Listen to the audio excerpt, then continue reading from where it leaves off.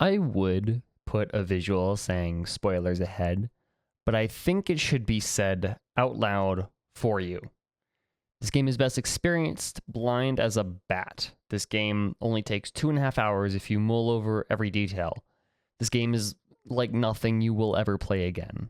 Take this chance to play the game the best way, completely blind, before hearing my thoughts and analysis of this game. It's tricky to talk about this game to people who have never played it. For this reason, this video is written with the assumption that you have played it all the way through at least once. So go play it. Please, you'll thank me later.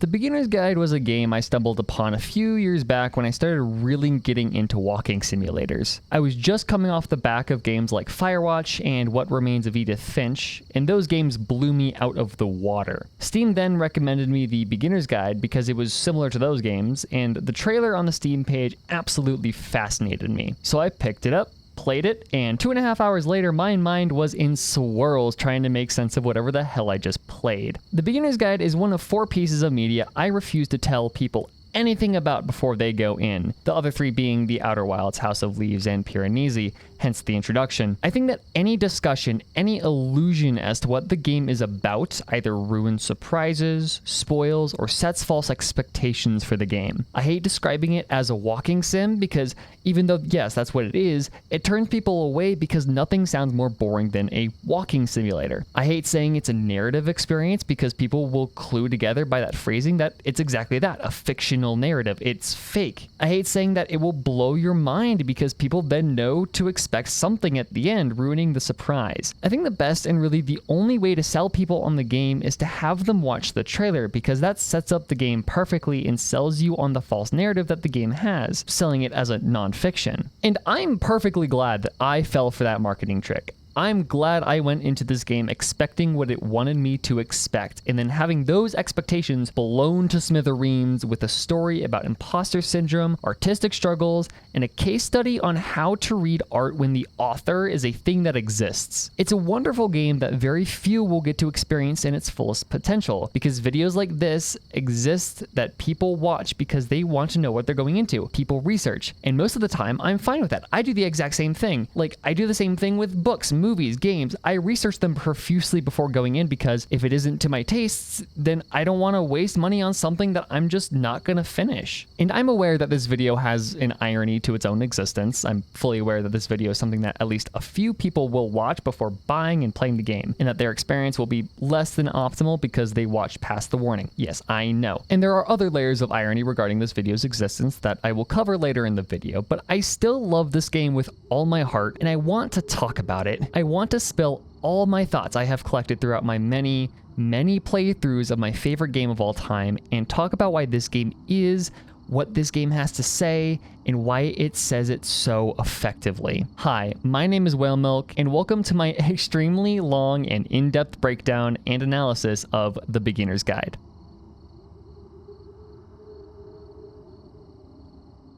So before I dive into the game itself, I think it's important to have a discussion regarding how this analysis is going to actually work. There are some things I have to clear up in order to make this analysis actually work in the way that I want it to, because this game is extremely tricky to talk about, just as a nature of how it's structured. As I stated in the intro, this game is nearly impossible to summarize to people who haven't actually played it, and a lot of the text and story of the game comes from the emotions and experience and initial reactions of playing it for the first time blind. So I have decided that I'm not going to even bother. I have decided purely to make my job easier to write this video based off 3 assumptions. 1, you have played the Beginner's Guide. 2, you have realized that Coda is not real.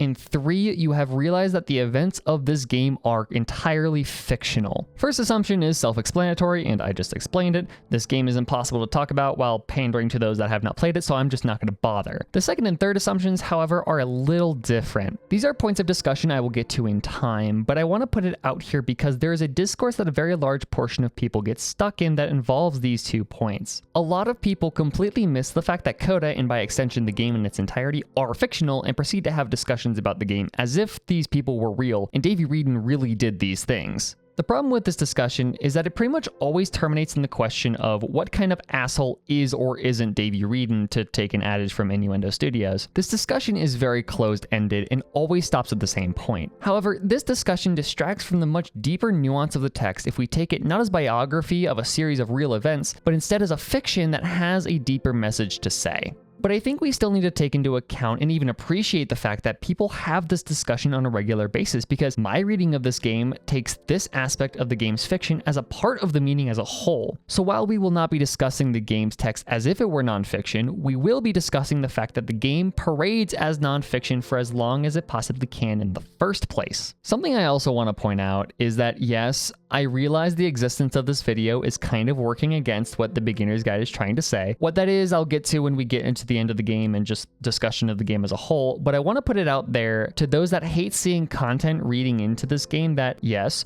I know. However, I will counter this argument by saying that this game does not condemn the deeper reading of fiction. It is not anti-intellectualist. What it condemns is the reading of a fiction to a point where you are using the fiction to read the author and how damaging that can actually be. I will be taking great lengths to separate the art from the artist in this situation and never trying to project what Davey the narrator says and does in the game to the flesh and blood Davey Wreden that made the game and all the levels in it. That is not what I have set out to do. What I have set out to do is to analyze the message of this game and analyze what the game does to get that message across. And finally, I want to bring up some extra content that this video is based on and inspired by. A lot of how I read this game is heavily inspired on Innuendo Studios video, The Artist is Absent, Davey Wreden in the Beginner's Guide. While that video is not entirely like required reading for this video, this thing is probably long enough as it is, I just want to bring it up because it's a huge inspiration and I will inevitably end up taking ideas from that video or adapting them into my thoughts. I will do what I can to point out if a discussion or interpretation is directly taken from that video, as sometimes Ian says things in ways that I just don't think I could ever manage, but there will inevitably be some points that I have just taken and didn't realize I took straight out of that video. Alrighty, that's about it for introductions. Let's actually jump into the game itself. I will be going game by game, level by level, and building a comprehensive outline of this game. So it's gonna take a while, so let's just jump into it.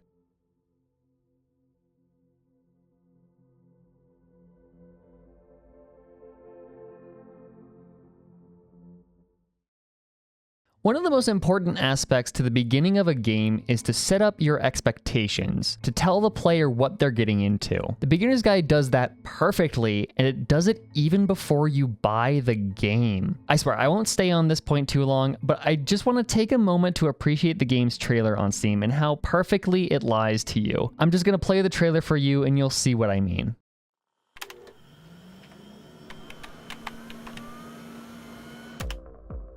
Let's say you sit down at a stranger's computer. You start opening up files and looking through stuff, and eventually you come to a folder that just says, My Work. So you open it, and you click on a random file, and it's a video game that looks like this. If you had to guess, what would you say you know about this person right now? Like, maybe they're kinda goofy. Okay, you close that, you scroll down a bit, and you open up a new file. It's another game. Do you think this person is happy? Are they unhappy? Now another one. What do you think is comfortable for this person? What puts them at ease? Do you think they're lonely? What's missing in their life? Keep going, open another file. Let's look at all of them. Let's unpack this person. Are they upset about something or fighting something? What do you think makes this person angry? What kinds of friends do they have? Do they even enjoy making video games at all? Take all of these images, hold them in your mind, and now try to imagine, without ever having met this person, who they are.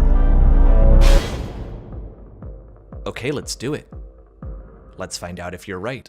I think what this trailer does so well and why I love it so much is that it tells you what the game is about without actually telling you what it's about. The trailer is told in a sort of hypothetical. You sit down at a stranger's computer and just find a folder with a bunch of games and you start to play them. As you play them, what kind of thoughts would pass through your head about that person? It's a good question and it's really intriguing, but what's even more fascinating is watching it after you've played the game because the trailer seems almost self-aware to a point. point. It foreshadows the events of the game by saying things like, what kind of friends do they have, or do they even like making games? The trailer also has that frantic, open them all, let's unpack this person. And the way that Davey delivers it makes you feel that sort of obsession for probing and digging into this person's life, which applies a lot into the game. But as somebody who has no idea what this game is about, you don't know any of that. You don't know how to interpret this trailer. All you take away from this trailer is that this game is about playing a bunch of little smaller games and trying to figure out who the developer is. So for the sake of argument and to describe and plot out how this game goes about toying with your emotions, let's make a hypothetical person. Let's call them Trash for no particular reason whatsoever. Trash has just found this game by scrolling through Steam and found the trailer rather intriguing. They impulsively buy it and launch the game. They see the title screen and then press play, and they are greeted with a white screen and then a voice. Hi there. Thank you very much for playing The Beginner's Guide. My name is Davey Reedon. I wrote The Stanley Parable, and while that game tells a pretty absurd story, today I'm going to tell you about a series of events that happened between 2008 and 2011. I am convinced that these first few lines of this game are some of the most gripping and effective introductions to any work of fiction ever, because it both intrigues, expands on the mystery that the Steam page created, while also creating more questions, and then adds onto the facade that this game is nonfiction. What's most likely to Trash is that they were familiar with Davey Reedon's previous work, The Stanley Parable, and really enjoyed that. So when Davey the narrator says that he wrote The Stanley Parable, Trash is sold into the idea that the narrator really is Davey Reedon, the real person, flesh and blood. Why would he lie to you? This introduction exists for two reasons: expanding and introducing the idea of Coda, and to push this facade. This introduction goes to painful lengths to do both of these things, but it does it in a way to where neither really sticks out to you, especially the latter one. It never really stands out to a first playthrough. The game needs to convince you that this is all a series of events that actually really happened, because if it doesn't at least put you in the small possibility that this is real, then the ending doesn't work at all. This intro also kind of sets up the thesis almost, but like in this very backwards way. When Davey talks about his intentions for the game, to talk about Coda's games and then extract meaning from them regarding Coda's character, Davey is setting up the complete opposite of what The Beginner's Guide, the game, intends to teach. Davey says that he finds the idea of being able to see who a person is purely through their work as fascinating, romantic, and positive. This is a point of view that the game is actually going to gradually dismantle piece by piece. I'm going to call this the game's antithesis, not the antithesis, the antithesis. It is the complete opposite of what the game wants to actually convey, but by presenting it in the beginning of the game where the player is open-minded and is very likely to say, yeah, that's okay, I'm okay with this, let's do this, it is much easier to persuade the player by gradually proving this idea completely wrong. Dismantling the thesis, but not stating that is the intention, makes it much, much more impactful. What I think this persuasive technique does is emulate the experience of learning through trial and error, or just through mistakes. This game sets us up to believe that what we are doing is completely fine and harmless, and Davey is just a cool dude helping us and giving us other perspectives on these games. But as the game continues and towards the end when we get that final message from Coda, we feel a little guilty because the game has made us feel like we were a part of the reason why Coda stopped making games, and we feel bad about it. We feel very bad about it, and so does Davey. But then Davey continues to try and do this stuff to Coda while we sit by the wayside and tell him to stop, and then we start to antagonize the person that taught us to do that in the first place, further dismantling and antagonizing the antithesis. But that is something we'll get into once we get to the very end of the game. For now, we have been introduced to the concept of the game. Davey gave us a real email that further immerses us into this fake facade, and then we're off to playing the first real game that Coda ever made.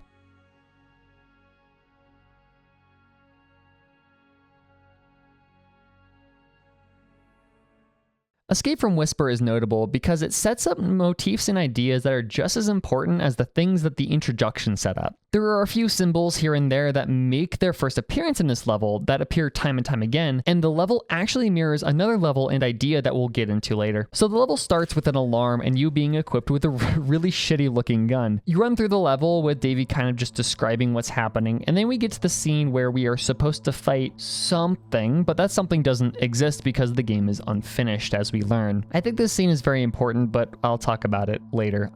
I'll also be saying that a lot in this video. So we wait for this door to open, and then we proceed into this hall where Davy points out that you can see the bottom of the universe from the window. This, I think, is to distract from the 3-dot pattern that is sneakily placed here on a wall that is behind where you would usually be looking. So this is the 3 dots pattern, a motif that appears throughout the entirety of the game and is a very large sticking point both with an analysis of the game and in the game's story itself. The pattern is unique in the fact that even though Davy is adamant that he is going to analyze everything about the games, this 3-dot pattern eludes him, and so the pattern goes entirely unremarked upon for most of the game until he confesses to us that he doesn't know what it means, and that made him mad and frustrated, and that he tried to ask Coda what it meant, and that he wouldn't tell him. Again, this is something that we'll go into more depth with later, much later, very end of the game, but right now, I want to pitch the idea that this pattern represents Coda, and that personal part of the artist that exists in every piece of art that is completely unidentifiable or undecodable by the observer. Again, that is a discussion for much later in this video, but I want to point that out now, and I would also like to point out that Davy pulls your attention away from the direction in which this pattern is located, and that because of that, there's a very high chance that you'll miss this occurrence of the 3-dot pattern, and I do not think that's entirely a coincidence. So next we go into a small labyrinth, which Davy points out the obvious frivolity of.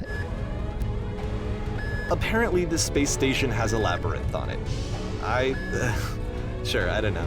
And if you can't make it through the labyrinth before he stops talking, he teleports you to the end of the maze to the entrance of the final sequence of the level. The final sequence is about a small bug that the game has where you step into this laser generator thingy, and then you just kind of start floating up and away. Now, what's interesting is that this sequence happens in a variety of different ways 3 times throughout this game.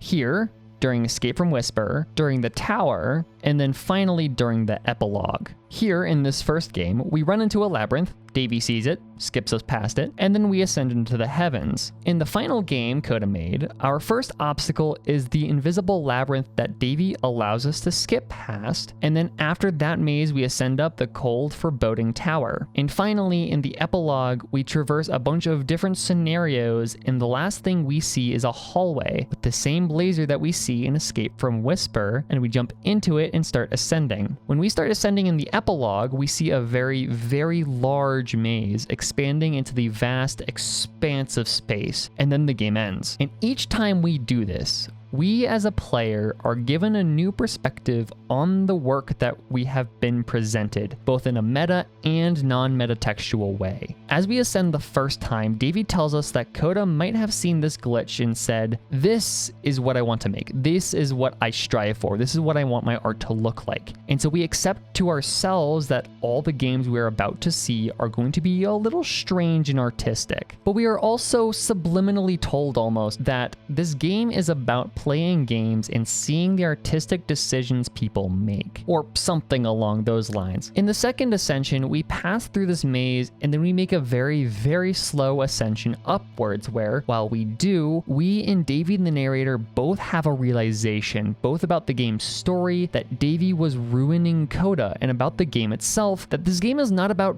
reading the artist, but instead reading the art without them. And finally, when we ascend for the last time, we see a massive labyrinth, and at this point, the game hopes and just banks on the fact that we have realized that none of the game we have played up to this point is real. This game is fiction. Coda doesn't exist. Davy the narrator is just a character just as fictional as Coda, and these games, all these messages, everything was made by a person different from Davy the narrator, who is real and physical and tangible. But this leaves the question of, what does the maze represent in all of these situations? And to this, I think the maze represents an obstacle that you just have to overcome, or a truth that you have to accept, or just the work that needs to be done to truly understand. The Ascension itself under this reading represents understanding and the realization, and the maze represents the work that you have to do to make that realization. realization, which is fitting because twice we skip over the maze, twice we just jump to conclusions without actually accepting anything or working for a true understanding of this art. This is only one interpretation though, and I want to pitch one more before we leave. Instead of the Ascension representing truth and realization in general, I think the moments that you ascend might represent increasingly vulnerable truths about the artist. Twice in the case of Coda, and once, the last time, I would guess, about Davy Prime. But as each realization gets more and more vulnerable and personal, the harder the maze becomes. The first realization is that Coda likes making more artistic games for fun, or that he might not even be good at making games in the first place, as this first time we ascend allows us the best view of the bottom of the universe. The second time, the Ascension reveals to us Coda's letter to Davy and Coda's revelation that he doesn't like making games anymore because of what Davy did. And finally, the last Ascension is possibly whatever vulnerable truth Davy Prime wanted to reveal in his making of the Beginner's Guide. But I would like to point out that we never actually make our way through these mazes unless you're persistent. Davy skips us past two of them, and we seemingly go under the third of which we just cannot traverse no matter how hard we try, both because it's just a flat PNG, but also because it's absolutely huge and seemingly endless. And we don't have Davy the narrator there to make the revelation for us, and for that we feel confused and lost, like in the middle of a very large and confusing maze. We have lost our guide at the end of the game, and therefore there is no revelation to be had. But there is one, we just can't obtain it no matter how hard we read the moment. Have you ever realized that at the outset of this game, Davy says that he wants to analyze these games, but then when the game actually has a message to it, Davy doesn't say shit? That's the case with game 2, Backwards, where you can only move backwards. The game itself has a short little narrative about the inability to see the future, but always being able to see the past. The messages on the walls read, "The past was behind her, but the future could not be seen. Why does the future keep changing? When she stops and looks, it becomes clearer, or alternatively, when she stops, it becomes and looks clearer. But if the future was always behind her, how will she find the strength to confront it?" So we have a game that has a very "the road not taken" message where you can easily see from where you came and what led you there, but as you advance forward in life, everything ahead of you keeps changing in abrupt and unpredictable ways. Which is a cool meta-narrative because the future the game holds for us is also entirely unclear, and neither us nor Davy knows where this journey is going to take us. Davy doesn't actually talk about that, or just talk about what this game means in general. One other interesting thing about this game before we get out of here, because there really isn't much to say even though I gave Davy shit for not saying much, is that there's actually a hidden room in this level. In this room, there's a sign that says the future wasn't over here either. This is the very first, but hidden, sign that Davy isn't being all that truthful with us. But there will be subtle signs in later levels that will tell us that in much more obvious ways. What the significance of that is, we'll get to here in the next few levels and even further out from here, but it's here and it's important to say now.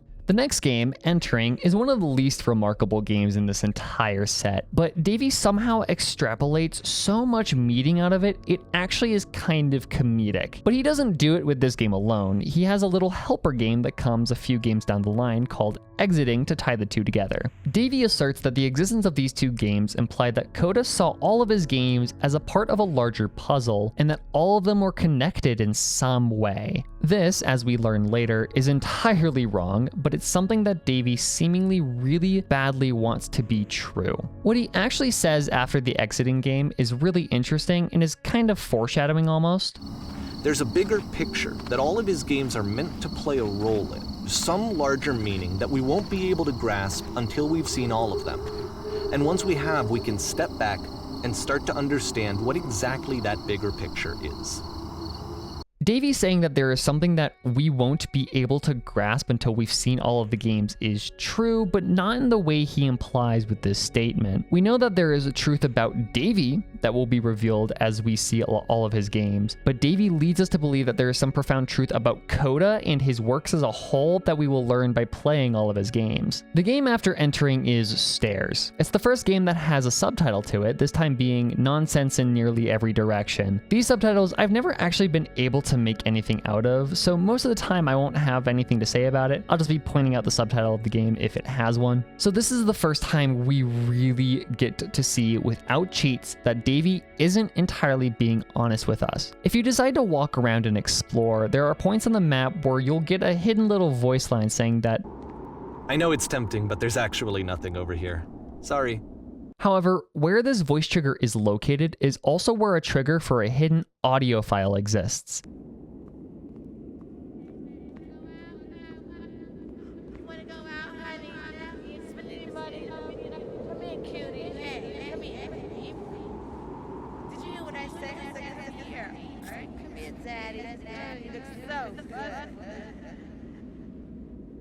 There's actually two, the second of which exists in this corner, which is very, very creepy almost.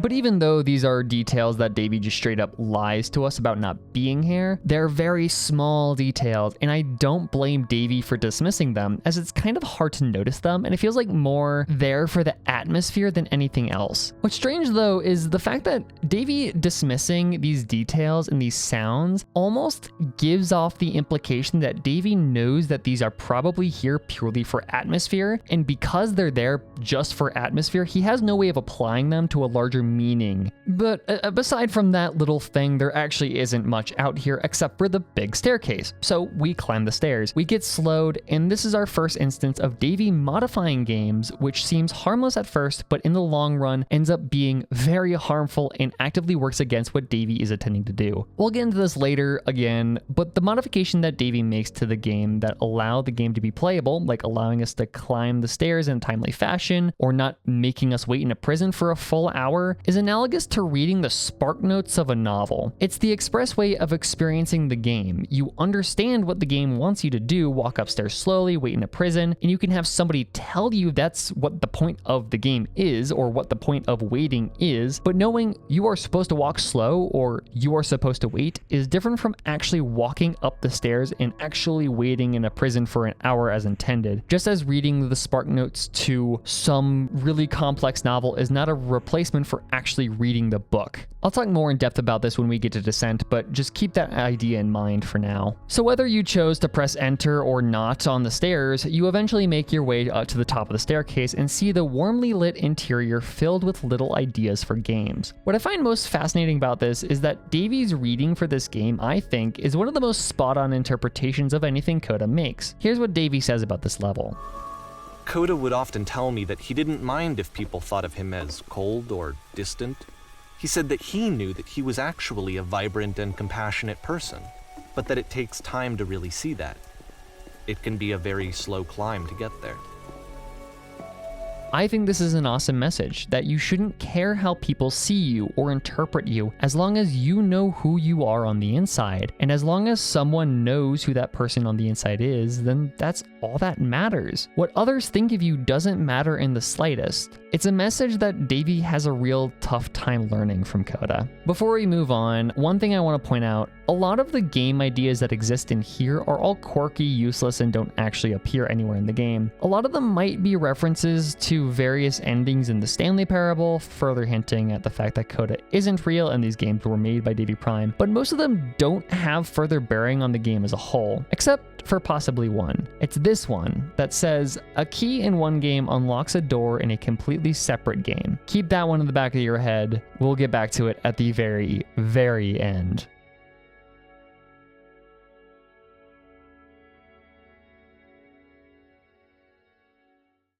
This upcoming level is where we get introduced to the puzzle. It's a simple little clever puzzle that takes advantage of its own mechanics and is just fun to solve, but not too tricky. If you just observe how the door behaves and you use some trial and error, you'll be able to solve it perfectly fine. This is a puzzle that Coda comes to a bunch throughout his games, and because of that, Davey tries to extrapolate this super profound meaning from it, but as a lot of things that Coda does, we'll eventually come to learn that the puzzle doesn't really really mean anything, especially not here. It's just a cool puzzle that Coda engineered for the first time. After we solve the puzzle, we get another game modification where we get to see outside of the walls. Most of these hallways don't actually have anything in them, either being just blank rectangles or a part of the skybox, but 4 of them actually have geometry and collision in them, and are mostly identical aside from slightly different coloring. There's nothing to find in them beyond that though. The observations that Davey has about this level are just so close to realizing what he's supposed to realize, but he doesn't quite get there. He points out that there is a lot here that we were never meant to know because that's not our role as a player. It's not our role as a player to know what's going on outside the boundaries of what the designers meant us to see. How about that? There was more to it than we had any way of knowing. I actually find it funny that this game comes after the Stairs game, since they essentially convey the opposite idea. So, in the Stairs game, a dull exterior concealed a rich interior, and then, in this level, a dull interior hides this fantastic outer world. Either way, I think that the point is the same, is that most of the time you don't get to know what you're missing, or even that you're missing anything. That's not your role as a player. So if your role here is not to understand, then what is it? The funny part here is that even though Davey compares this to the Stairs game, Davey refuses to carry the metaphor from Stairs over to this level about how the part you aren't meant to see represents the part of the game designer. If we were to do that, then he would have realized that we aren't meant to see this part of the designer. That's not our role. But he completely dodges that realization and moves us on to the next game. The next game is Exiting, which I've already talked about, so next. Okay, so Down, aka The Great and Lovely Descent. It's easily one of my favorites. It sets up most of the conflict and revelations for later in the game and is just really pretty every step of the way. It's also one of the longest levels with or without the hour-long wait in the prison, so I will have a lot to say in this part. So at the outset of this level, Davey starts to talk to us about game design and how engines limit what you can or cannot do with games. Let's talk about video game development for a second. Every video game runs on what's called an engine, which determines what the game can and cannot do. So in other words, the engine is a set of tools for game development. To make all of these games, Coda is using an engine called Source. Like all engines, Source has certain things that it does well, and it has certain things that it does poorly. One of the things that it does very well is boxy linear corridors. That's why so many of Coda's games are set in these large, flat, empty rooms, is just because he's working with what the engine does well. The tools available to the creator shape what kinds of creative work they're going to end up making. You might consider paying attention to the architecture in Coda's games to notice how they seem to stem from an engine that's very good at producing linear, boxy corridors. He talks about how Source is really good with boxy linear corridors and large flat rooms, which is funny because as he says this, we are traversing the complete opposite from that. So this either implies complete incompetence from Davey, which is unlikely, or just that he really wants something to be true. In this case, his thesis that the tools available to the artist will dictate what art they can make, that he completely refuses to acknowledge the thing right in front of him that refutes this idea. And he never even acknowledges the architecture in this level until the very end. So you are left as the player to interpret and process the color and the beauty of the white upper world and the black colorful blobs down below the cafe all by yourself. It isn't until we are corralled into a prison cell that Davey actually starts talking about the level itself that we are currently playing, in which he tells us, this prison, funny enough, in Coda's original design, the doors stayed shut for a full hour before letting you go.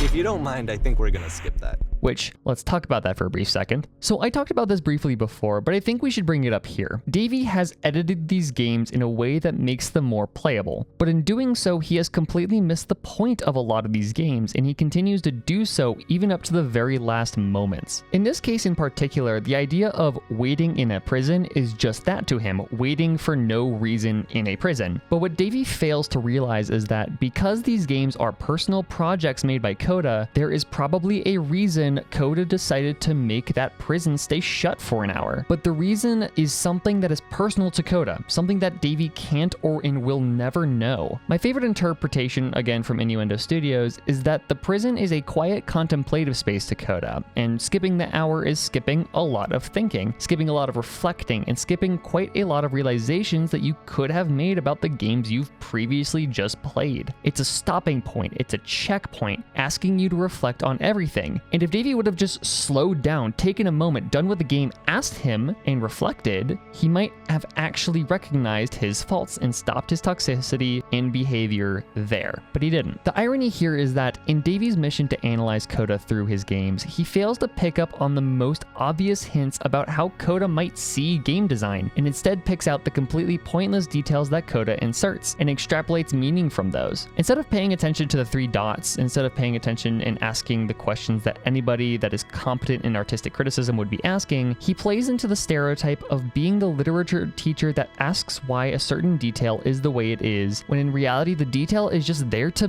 be there, just to make the scene more lively. Davey in this game reads the things that aren't meant to be read, or are reading the things that don't have any text to be read, and completely skips over the things that do. Davey wants to read the puzzle, but he completely skips over why the game might want you to wait an hour in a prison. This is one major thing that I think the beginner's guide is trying to say. I don't think that the game condemns the act of reading a work of art with the purpose of discerning a deeper meaning. Instead, I think it's trying to demonstrate what can happen when analyzing a work and what to avoid when doing so. When finishing this game, a lot of people walk away with the line, Maybe he just likes making prisons. in thinking that that is the game saying nothing in art has any meaning, that the artist just wanted their art to be that way and nothing more. That isn't entirely accurate. Instead, the line, and by extension the game as a whole, is trying to say that not every detail about the art has meaning that we can discern. Not everything in a piece of art contributes to the work's larger ideas and themes. Sometimes the artist includes things in their art just because they want to, and that reasoning is something that we as the audience have no right or business in knowing. But I want to point out that there is a difference between reading the text for a meaning and trying to read the author's intention. The text itself has something to say. That's why we tell stories, and if the text had nothing to say, then it wouldn't exist in the first place. But the work is inevitably going to include some aspects, details, and nuances that mean something to the author and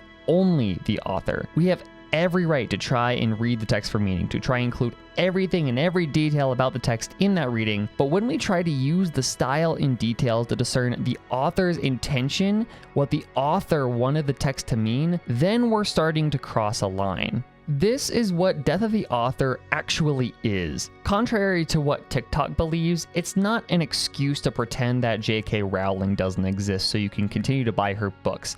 It's understanding that as a reader, you have to interpret the art independent of the author because, for all you know, maybe the artist just like making prisons. This also ties back to what I was talking about earlier when I said that reading spark notes for a novel is not a replacement for actually reading the novel. Because while we should read a text independent of the author, we shouldn't forget that the author actually exists either. Yes, if you read the spark notes to like Ulysses, you are going to get a summary of the book and a rundown of the characters and themes and symbolism. But that's completely forgetting that James Joyce wrote Ulysses in the form that it is in for a reason. If Joyce wanted to just describe Harold Bloom's day for no other reason than to just tell the day of a random dude, he would have written it in a very similar way to how spark notes are written. But no, he decided to tell it through the novel form, and you can't get the full experience of Ulysses any other way. Death of the Author, which is an idea central to the beginner's guide, is the idea that the text has meaning because the author wrote it in the way they did, but beyond that, there is no other discussion to be had regarding the author. Interpretation, beyond the fact that there is interpreting to be done, is up to you and you alone. But this is all stuff that we don't get to reflect on, as Davey skips us forward and we descend further. The value of this waiting we will get to see later in the game at the very end, but for now we are always going to be bombarded with Davey's thoughts from here on out. Fun fact, on this part, if you go too fast by wall strafing, you can actually vault over the fence here and soft lock the game. You have to restart the level if you do this. So as we make our descent further, Davey talks about the discussion he had with Coda about if games should be playable. Coda, in response to this, makes hundreds of individual little games that are just a white box with literally nothing in them and you just walk around. This retort is kind of funny because, to me, what Coda is saying is that a game that is playable doesn't mean that a game is good. You can play those empty games with nothing in them, but they are objectively not good games. There's nothing to do in them. The playability of the game does not dictate its quality. The content of the game does. I also think there's definitely an alternative interpretation here where you can say that Coda made a bunch of games that are kind of unplayable in the fact that there is nothing to play, and by sending them to Davey, he knew that Davey would rummage through them to try and find something of which there wasn't, proving that your game doesn't have to be playable in order for it to be experienced. Coda just kind of sent Davey a puzzle and said, maybe there's something in here, even though there wasn't, and Davey still spent time digging through them. Either way, we descend and we see our first example of the light post. What Davey has to say about the light post is this. It's a lamppost. Okay, I can't tell you quite why, but for some reason, Coda fixates on this lamppost. It's going to appear at the end of every single one of his games from here on out. I'll tell you what I think. I think that up to this point, he's been making really strange and abstract games with no clear purpose, and maybe you can only float around in that headspace for so long. Because now he wants something to hold on to. He wants a reference point. He wants the work to be leading to something. He wants a destination, which is what this lamppost is. It's a destination.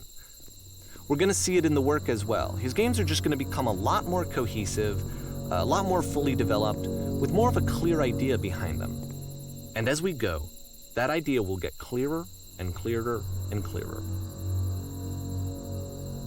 Assuming you've played the game, like I hope you have because of the beginning of this video, you know that this is complete bullshit. These lampposts were not added by Coda and never existed in any of his games. Instead, they were added by Davey in order to prove the thing that he said about the entering and exiting games. He added the lampposts in order to try and tie all of Coda's games together to create one cohesive idea, whatever that might be in his head. I think Davey intended to try and put little bits and pieces here and there in the games to try and provide something to paint a portrait of Coda with, so to speak, but that's just kind of a headcanon for me. But what's interesting is that because Davey added these lampposts, and they are kind of parasitic in a mimetic nature, the lamppost, in the context of the game, doesn't actually mean anything. By the nature of their existence, they are a hollow symbol, as I like to call them. Let me explain. In his games, Coda uses a lot of symbolism. It's kind of all over the place. And symbols have meaning behind them. They are objects that represent a larger idea. But these symbols are so integral to the structure of the games that Coda made that the removal of those symbols would often change the meaning of the games. But the lamppost is something that Davey added to Coda's games completely after the fact. It's an addition onto a tightly packed, neatly wrapped package that has no more room to fit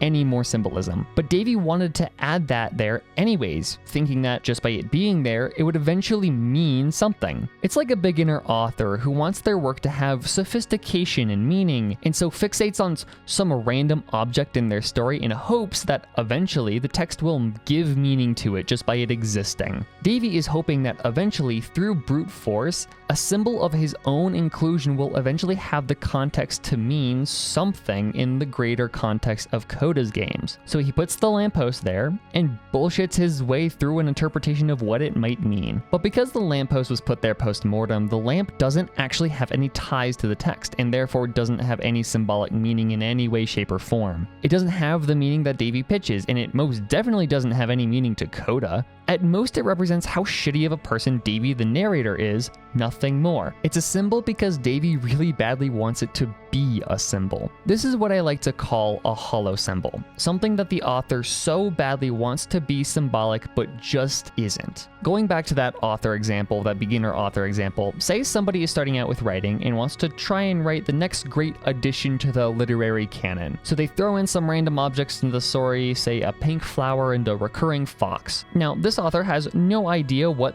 these objects represent, but they just know that they want it to be a symbol. But because they don't know what it means, they do zero work around the flower and the fox. They just kind of keep throwing it at the reader's face and hope that the reader gets the idea and comes up with the interpretation for them. Now, what's so interesting about the lamppost is that it is both a hollow symbol and an actual, legitimate symbol at the same time. I've already discussed in what ways it's a hollow symbol, but with how this game is written and designed, the lamppost is a hollow symbol only if we are reading the game as if Coda and Davy are real people and these events actually happened. But if we take the camera back and zoom out and realize that there really is a fourth wall that we didn't realize was there at the beginning of the game, the meaning of things like this completely flip on their head. In the case of the lamppost, to the analysis that assumes Coda and Davy are real, it is a hollow symbol. But when we take a step back from the fourth wall, to the analysis that assumes Coda and Davy are not real, then we can see that the lamppost's role as a hollow symbol is symbolism itself. This is the kind of shit that can happen with metafiction. It's so cool. The fact that Davy put a lamppost without any meaning projected onto it in an extremely meta sense then projects meaning onto the lamppost. And it's stuff like this that absolutely blows my mind regarding this game. There are so many layers and ways of looking at it, yet the different interpretations of the game play off each other and feed into each other. The fact that in one interpretation the lamp being a hollow symbol adds to another interpretation in a unique and different way while not disproving the first is absolutely insane. This game is built like no other when it comes to its narrative, and we'll continue to see this narrative craziness the further we get into the game.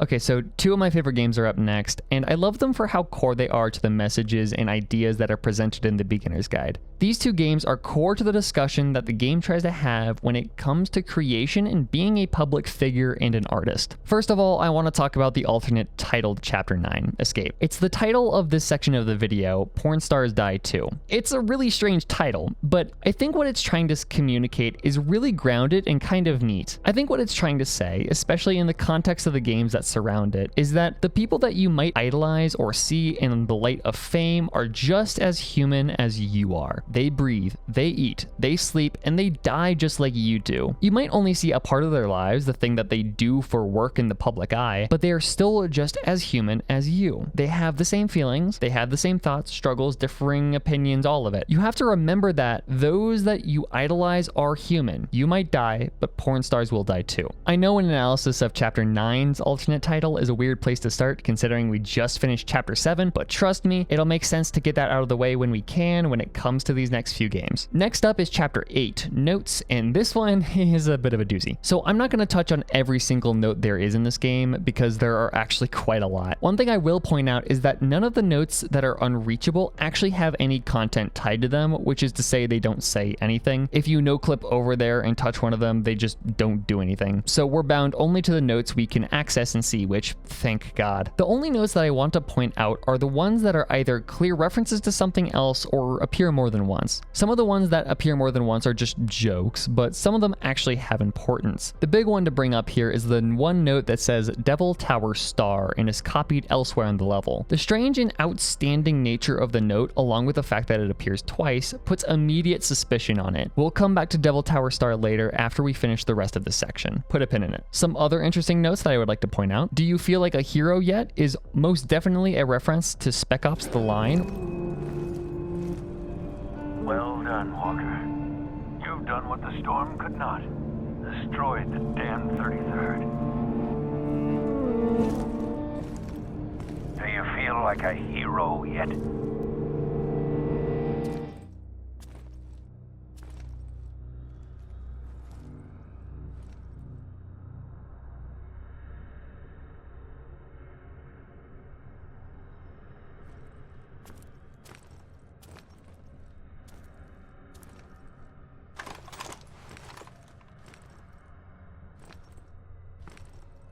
It seems that reports of my survival have been greatly exaggerated. This is impossible. Oh, I assure you, it is. How? Not how. Why? You were never meant to come here. We have our orders. Leave the city, radio command from outside the storm wall. They send in the cavalry, We go home. What happened here was out of my control. Was it? None of this would have happened if you just stopped. But on you marched. And for what? We tried to save you. You're no savior. Your talents lie elsewhere. This is your fault, goddammit! Stop right there, Lugo. He wouldn't listen! We didn't have a choice! He turned us into fucking killers! This isn't my fault. It takes a strong man to deny what's right in front of him. And if the truth is undeniable, you create your own. What the hell happened? I don't know, he just stopped moving. Walker, snap out of it! I get it. We have to choose. The truth, Walker, is that you're here because you wanted to feel like something you are not. A hero. It's really weird. Yeah. Hey, don't talk to me that way might be a reference to how Davey talks to Coda, although this is probably a stretch considering while Coda was making this game, Davey hadn't become clingy and started his extremely weird relationship with Coda yet. Same deal goes for I help people because of the internal good feeling I get. It might be a reference to Davey, but it would have to have been added a substantial amount of time later after Coda met Davey. It's a little weird. Meg's game includes door, cannot open door, thanks, might be a reference to the unopenable door in Tower. Stop pretending you are other people is probably just self-awareness from Coda's part. Someday I will meet the person who made this is interesting in how it echoes a sentiment made by Davey during this game where he says, This was actually the first game of his that I ever played. This was shortly after I met him at a weekend game jam in Sacramento, where I grew up. I saw him working on this very level, and it was just so different from anything that anyone else was doing. So right away I was like, I have to be friends with this person.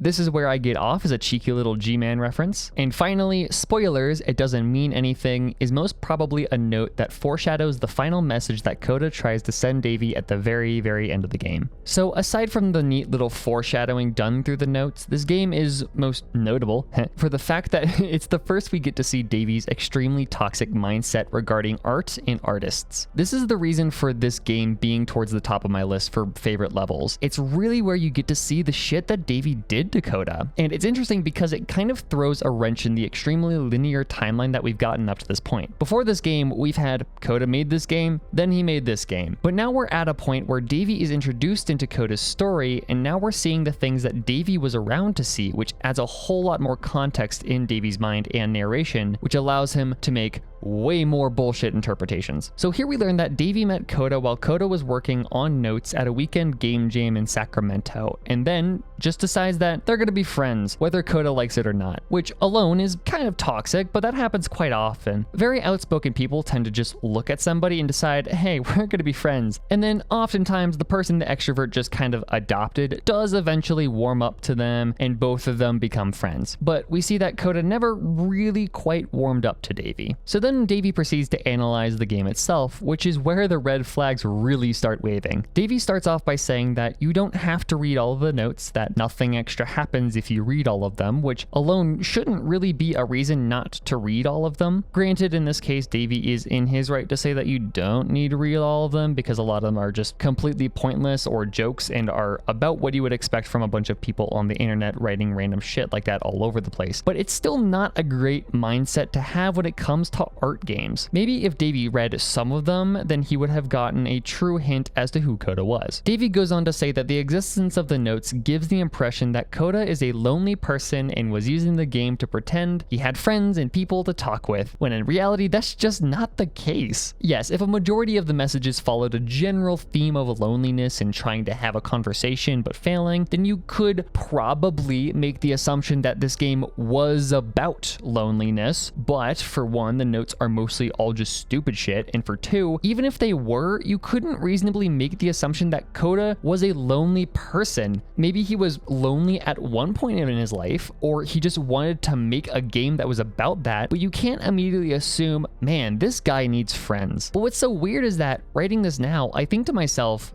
that's so self-explanatory. But I expressly remember playing this game for the first time and agreeing with Davey here. I thought that I could assume that. I was going along with him. So while Davey slowly gets more and more in the wrong, he builds this argument that the player is supposed to agree with more and more and more, especially if they aren't very familiar with art criticism like I was, because of how carefully written and narrated this section is. Davey is just charismatic enough for this to be reasonable, even though in hindsight, it very clearly is not. I think we should take a good look at this paragraph of voiceover in the middle of the game as a whole and pick it apart piece by piece before going on, because there is so much that goes on from here on out that I think I just need to play it for you. But it's ironic, isn't it? That in playing this game and seeing how alone Coda often felt, that we get to know him better and actually kind of connect with him. And I have to be honest with you, this idea is really seductive to me. That I could just play someone's game and see the voices in their head and get to know them better and have to do less of the messy in-person socializing. I could just get to know you through your work. I think this is why I always liked Coda's games so much, is because it felt like they let me have that connection. I felt as though he was inviting me personally into his world. And then I feel less lonely too. Okay, so let's unpack that because holy shit, it's a lot of incorrect. So first of all, it's not really ironic because in this situation, we aren't connecting with Coda. Coda is still completely alienated and separated from everything that the beginner's guide is. This game is not him saying that he is lonely, which is something that I want to make abundantly clear, and I think I've been doing a pretty good job at that. So let's say it again for the people in the back. What is expressed in the game are not necessarily the things that Coda is feeling at the time of making it. It's just what he wants to discuss in his art. So pretty much this entire paragraph can be changed around to say that instead of talking with Coda, the game is talking to Davey, and Davey is realizing that he is feeling very lonely and sad, but instead of accepting that in its entirety, he projects that feeling onto Coda, this person who he had just met and doesn't fully understand, and decides that yes, he does understand him, and he is feeling the things that are presented in the game because that allows Davey to ignore his own feelings the easiest. Davey then explains that the idea is very seductive to him, which yes, that would be great. It would be wonderful if we could just see somebody's art and analyze it and always get a really good read on what that person is feeling. It is a very seductive idea, but guess what? That's not how it is. It is extremely rare that we actually ever get to do that, and it's something that Davey completely ignores. It's a classic case of you were too busy thinking about if you could that you never stopped to consider if you should. Davey was just so infatuated with the idea that he could know Coda through his work that he never actually stopped to think if it was actually a good idea to do that or not. And through this idea, Davey forcefully develops a sort of parasocial relationship with Coda, where Davey thinks he's really getting to know Coda through the games that he puts out, when instead Davey is getting this completely incorrect and warped idea of Coda while completely failing to be an actually good friend that talks and discusses things. In this section, there is a particular wording that really sticks out to me. Davey says that he thinks that is why I always liked Coda's games so much. He didn't like Coda, he liked his games. He liked his games because he was able to see somebody who had artistic talent that he didn't, and he saw emotions that allowed him to pretend to be that, to be a successful artist. But we're getting way ahead of ourselves in that interpretation, so let's keep on trucking. After that paragraph of just so much wrong, we descend down and find the puzzle again. As we solve it, Davey explains to us what he thinks the puzzle means. At the end of this level, we're going to see the puzzle again. And here, I'll tell you what I think the puzzle means. Each of these games represents an idea that was on Coda's mind at the time that he was making it. And the puzzle is a way of closing the door on a previous chapter of his life before moving on to the next one. What I like about this interpretation is that it's actively antagonistic and contradictory to another interpretation that Davey gave a while back. When we talked about entering and exiting, Davey noted that those games' existence proved that all of Coda's games are connected, whereas here, he's saying that any game that features the puzzle is a game that contains an idea that Coda wants to leave behind and not touch again. These two ideas are inconsistent with each other, completely disregarding the fact that they're both dumb and harmful. Generally, an author or an artist has underlying underlying themes in a lot of their works. So it's not entirely a bad interpretation to say that Coda's games all share certain themes, because they most certainly do. Coda's games often explore thoughts and emotions that relate to creativity and being successful and the struggles that come with that. But to say that they are all connected and all tell one big story in an extremely cryptic and unseen way is completely stupid. Now, I'm going to come out and say that I do kind of like the spirit of Davy's interpretation here. The idea that the puzzle represents a kind of null space that we can stop, pause, and think about what we just experienced is really neat, and is something that is actually used at the very end of the game to great effect. But how Davy presents that idea ties back to the extremely faulty idea that it is a symbol that is personal to Coda when he has absolutely no way of knowing if it is or not. In each of his games, after exploring a theme that, he might find difficult, Coda can then place this puzzle that he knows has a reliable solution, he understands exactly how it works, and so it gives him a simple mechanism for moving on. What I find interesting about this line is that this is pretty much identical to how Davy interprets the lamppost. Davy describes the lamppost as being something that is an anchor, something that Coda can lean on and relax at the sight of. Davy also describes the puzzle as an anchor. After exploring the maze of emotions that might have been his most recent game, he can solve the puzzle and know where to go from there. The motions of solving the puzzle give him a way of moving on, which is kind of sus to me. It almost implies that Davy just kind of interpreted this and then just kind of copied it. And because there's this dark area between the doors, a space between spaces, before you move on, you get to pause. Just for a moment, a few seconds to reflect on and let go of the events that led you here. To step back and connect the pieces together. To grasp at that elusive bigger picture.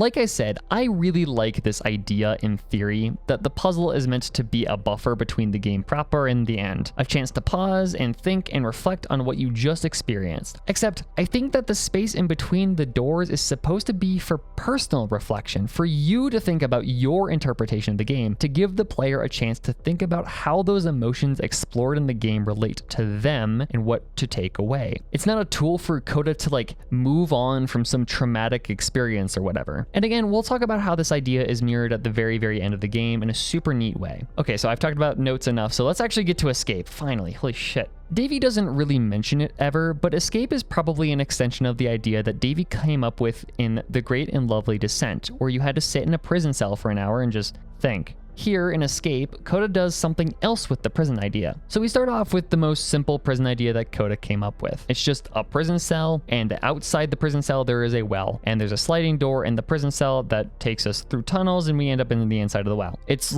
very wind-up Bird Chronicle kind of thing. Simple stuff. Davy says there's not a whole lot to say about this, which I agree there isn't, and moves us on to the next prison game that Coda ended up making. The next game uses the chat system to ask you what to decorate the prison cell with, but the choices don't actually matter. I think this is just a little jab at the games that have dialogue systems like this, and how no matter what you say, there's rarely any difference with every choice you make. It's always the same shit. And then after making a few choices and some really funny prompts of dialogue, the walls start to expand, and then that's the end of the game. I also don't have much to say about this one. This is one of the few parts of the game where I genuinely agree with what a lot of Davy has to say. I will make sure to make it expressly clear, however, when I stop agreeing with him. Then we get to the escape game, which I have very little to say about, except that in the last one you can actually climb out of the top of the table and jump out of the prison for some reason and fall. Neat little detail, probably unintentional, but if it was, that's kind of cool. And then here's where Davy goes off the rails with his interpretation, because he ends up saying, Personally, I think it's awful to watch this, to see a person basically unraveling through their work. And for what? At what point do you just go, maybe there are game ideas other than this prison that I could be working on? But Coda doesn't have that voice telling you to stop, that particular mechanism of defense against yourself. Without it, you just spiral. I disagree with Davey on this front at a fundamental level. The prison can represent a lot of things, but as is the theme with this video so far, you cannot judge what Kota was going through just by the content of his games. And even if the games were representative of his mental state, you definitely cannot say that he was unraveling just because they thought that the prison was just a neat creative space to be in. Personally, I think that the prison idea represents the creative process. Anecdote time, but something I like to do occasionally is creative writing. I've written a number of short stories and I've actually started a novel on a few separate occasions. The most recent attempt I got like 50 pages into, which I'm quite proud of. One thing I've learned from writing creatively is the fact that nobody, not a single creative soul, comes up with an idea and an idea that is fully developed right there in their lap, and that they don't have to do any further rumination. This is a complete myth. I don't know where this came from. I think that every single author will come up with an idea and then draft, redraft, and redraft just the idea over and over and over again before they even start writing. Personally, my current just fun idea for a novel that I got like 50 pages into is the culmination of like 2 or 3 ideas that have undergone years, and I mean years, of recycling, reimagining, and refactoring in my mind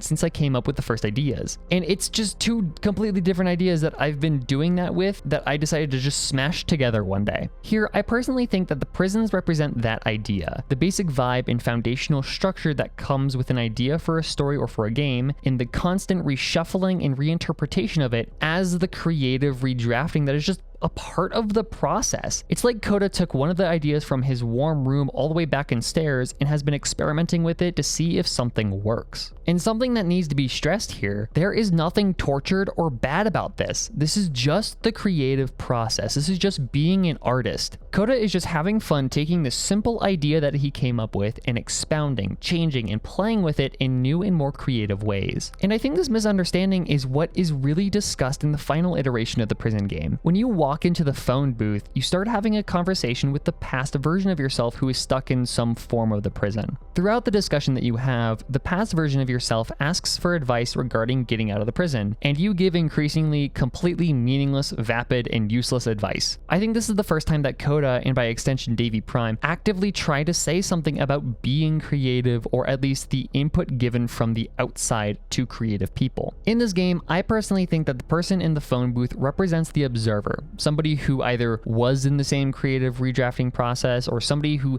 thinks they know something about that situation, whatever it is, and they're supposed to be the observer who thinks they can help with whatever rut they think the person they are talking to is in. But everything they have to say, all the advice they try to give to help them get out, is completely meaningless and useless. In the same way that giving advice to get somebody out of the creative process is completely unproductive. There is no getting out of there. There's no need to get out of there. It's just kind of somewhere you have to be in for a while, you know, like a prison.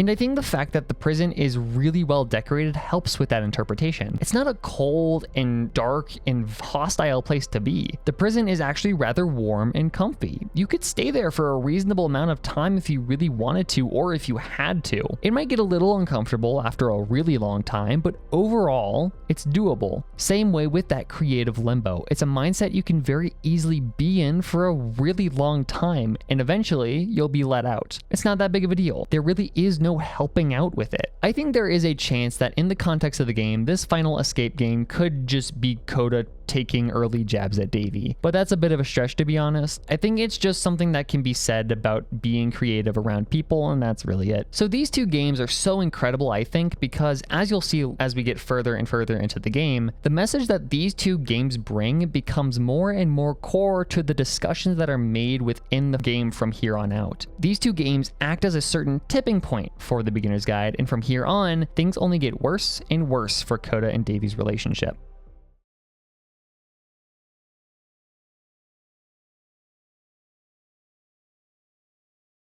So I keep saying that this level or that level is one of my favorites in the game, but none of them top this next one. House is easily my favorite, absolute favorite level in this game, both because of what it was to Kota and for what it means in the greater context of the story between Kota and Davey. I think the House game is kind of the epitome of Davey tampering with Kota's game, something that doesn't really come to light until the very end. But if you have an extremely keen eye, you might actually be able to pick up on this during this level. You would have to take 3 or 4 huge leaps in logic to get to that conclusion without the help of some other games and voice lines, but you can do it. One of the reasons I love this game so much is because of the vibe. I am from Colorado, and one of my favorite parts of the state is the snow. Snow makes the world fall into a peaceful sort of silence, to take an adage from Kazuha. Just sitting out in the cold and appreciating the snow and then ducking into a warmly lit house to just take care of yourself for the night is one of the most wonderful feeling. There's nothing else like it, and house just reminds me of one of those nights. So when we do duck out of the cold and snow into the warmly lit, beautiful house, we meet a housekeeper who we talk with. And here are the second and third reasons why this game is my favorite: the music and the extremely cozy gameplay loop. So the music in the Beginner's Guide as a whole is composed by Ryan Roth, who has worked on the soundtracks of many other indie games such as Void Bastards, Cryptark, Starseed Pilgrim, and Guacamelee 2 of all games. So this dude has some talent, especially with ambience. And because the Beginner's Guide isn't the most musically involved game, he really leans into ambience. A lot of the tracks really duck back and provide just a vague sense of emotion that complement the game that it goes with. And if you've been paying attention to my soundtracking in this entire video so far, you will have noticed that. But there is one exception. Here in the house, the song Va plays, and it takes much more of a front seat role in this game.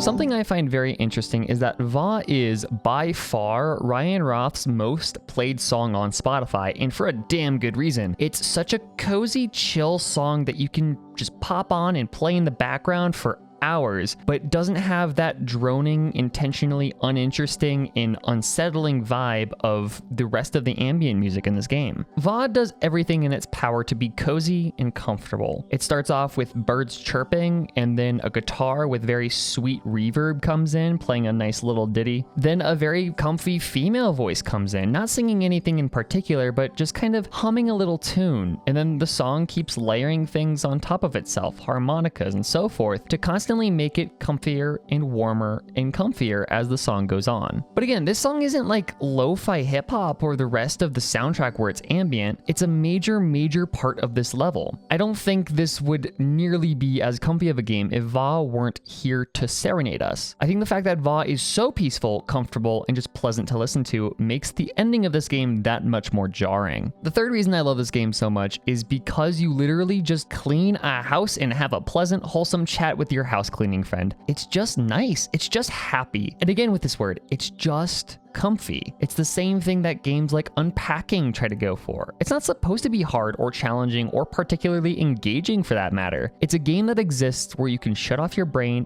and just kind of be happy for a while. As we clean this house with this person, we get to have a conversation with them. In this conversation, we have a very wholesome discussion about housekeeping itself and how that relates to wellness of your own person. The housekeeper says that one's house is a lot like one's soul. You take care of it, and it takes care of you. And I think that's a huge message of this game. Take care of yourself. If that means doing something menial, listening to vibe-intense music, ducking out from the chaos of the world to make a game where you clean a house for forever, then do it. If it cleanses your soul, if it makes you feel better, then you're going to be better off by the end of it. A very simple, straightforward, and easy to grasp message. And this message would have been 100 times more obvious if Davey would have just let the game be what it was, but no.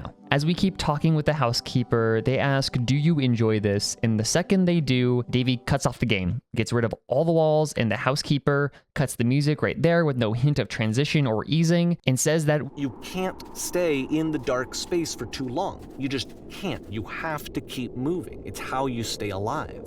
Which, no, you can't. I agree with that. But you also can't put an arbitrary time limit on yourself. You can't just say, I'm giving myself 5 minutes to get better, because what your body needs to do to get better does not care about anything else around you. It doesn't care about your schedule. You need to take as much time as it takes to feel better. But for some reason, Davey doesn't understand that. Another thing I would like to point out here is that in the voice lines, Davey describes Coda's behavior while making this game grossly happy, which is such a red flag. Davey wants to see Coda in this state of depression and just not doing so hot, because when he's actually in a good place in his life, Davey sees it as out of character and disgusting. Davey isn't being a good friend that is happy for his friend who is currently doing really great. He wants him to be suffering. It's such a weird word choice there. So you walk out of the house, climb further up the hill, and walk through the second door to find a lamppost placed in this really strange place. So far, the only time you find lampposts is in completed areas that look like they should have lampposts. Usually, Coda's games have an ending scene where Davey can just plop a lamppost and it doesn't really look that out of a place. But here, we know that after finishing the game,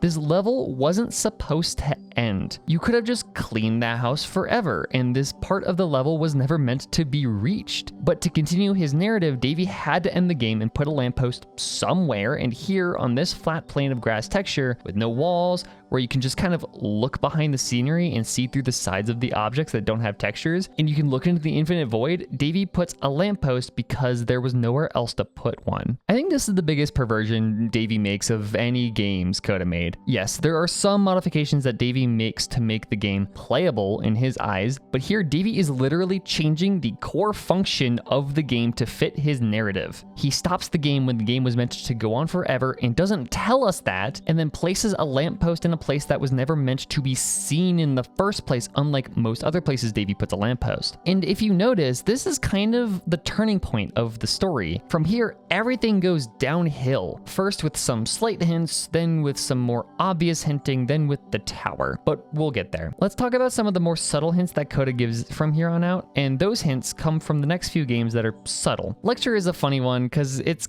kind of a game that embodies one of the core themes of the game, or at least one of the core characteristics of Davey the narrator, and that's imposter syndrome. The setting of the game is that we are a student who, as the lecturer tells us, signed up for a class to become perfect. And this person who is talking to us about being perfect is seemingly themselves perfect, at least they make it sound like that. But as we find out, that lecturer is not, in fact, perfect, and instead they're actually kind of an ass. Davey says it really well that oftentimes you have to remember that nobody is actually perfect. They may put on a facade, but in reality they're just as fucked up and clueless as you are. They're just really good at hiding it. And I think this is kind of a hint hint nudge nudge moment from Coda. Davey sees him as this perfect human that has an endless flow of creativity to make games that he looks up to, but in reality Coda is just another guy who probably runs into just as many creative struggles as anybody else. And Davey needs reminding of that. I also find it really funny that Davey says that he thinks about this game a lot these days. We all know that isn't true. Or if he does think about it, he definitely has not internalized anything. So at this point in the game, we can start to notice a pattern emerging. Coda's games mostly revolve around conversations now. Conversations that have been a thing in his game before, but from House onwards, every single game until the tower focuses around a conversation around two different people, whereas in the past it's either been no verbal communication at all, or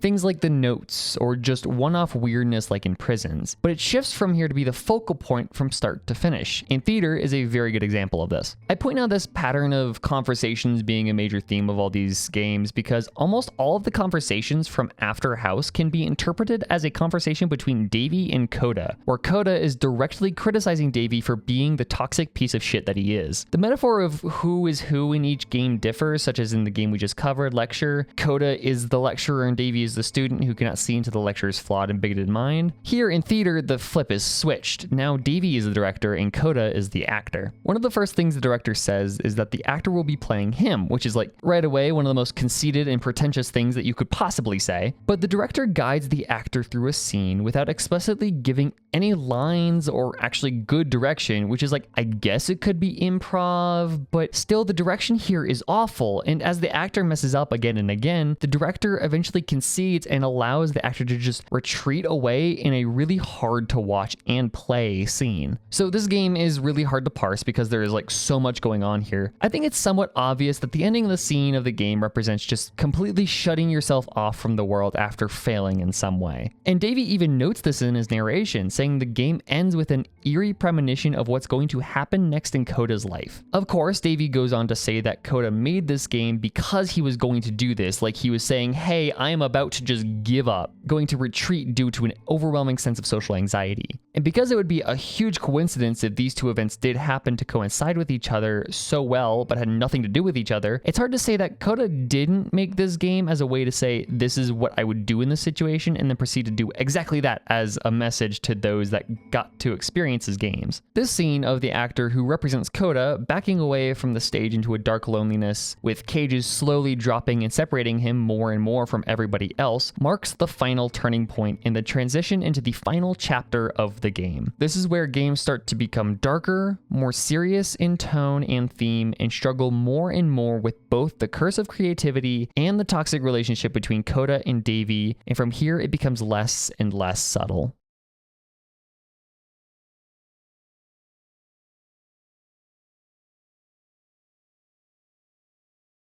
The games from here on out become much more raw and start to tackle ideas of creative struggle way more directly. We have 4 games left into the epilogue. The next 3 games, Mobius, Island, and Machine, will be covered in this part, and then I will tackle the monster that is the tower in its own part, because there is an immense number of things to be covered there. So let's just get into Mobius. Starting Mobius, you are met with the message that this game is best experienced blind and to close your eyes as you play it. Obviously, this isn't really something that you have to do, so if you do for some reason follow the instructions the games give you, Davey will tell you to open your eyes after a few deaths. When you do, you see this, which is like a lot. So first of all, this entire game takes place on a spaceship called the SS Whisper, a reference to the Whisper Machine from the very beginning of the game. Any and all ties you can make to the Whisper Machine from the beginning of the game are extraneous at best, and while there probably is something we can tie back, I'm not going to bother, and I'm just going to consider it a reference at least, and a representation of the first game as a whole at most. Second of all, the thing that is hurtling towards the ship is the puzzle door. So we've got the door puzzle, a staple and symbol of Coda's games, flying towards us and destroying a ship named after one of Coda's first games. If we are to take this as just full-on symbolism, we could draw the conclusion that the puzzle, the thing that, according to Davey, embodies the symbolic nature of Coda's games, the thing that works alongside the lampposts to make his games mean something, is hurtling towards the stand-in for his first ever game, something he made entirely for fun and nothing more. Which is to say, the symbolism and the artistic nature of his games are ruining what his games originally were for. To be fun projects that he made just because he wanted to. The first thing that Davey says in this level that stands out to me is that he thinks that Coda has started running out of ideas, that he just can't come up with new ones, which is obviously false because yes, Coda can come up with new ideas. He does it a few more times after Mobius, for Christ's sake. There are just other things behind his lack of games. Now that he can't come up with ideas, he just doesn't want to act on them anymore because of Davey. Another really genius observation from Davey is that around this time, Coda started becoming more distant, which, as we can infer, was the case only towards Davey. Coda started distancing himself from Davey only because Davey was the super toxic person in his life.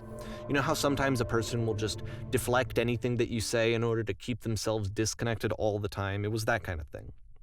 Here was the point in my relationship with Coda where I really started to wonder if he needed my help in some way.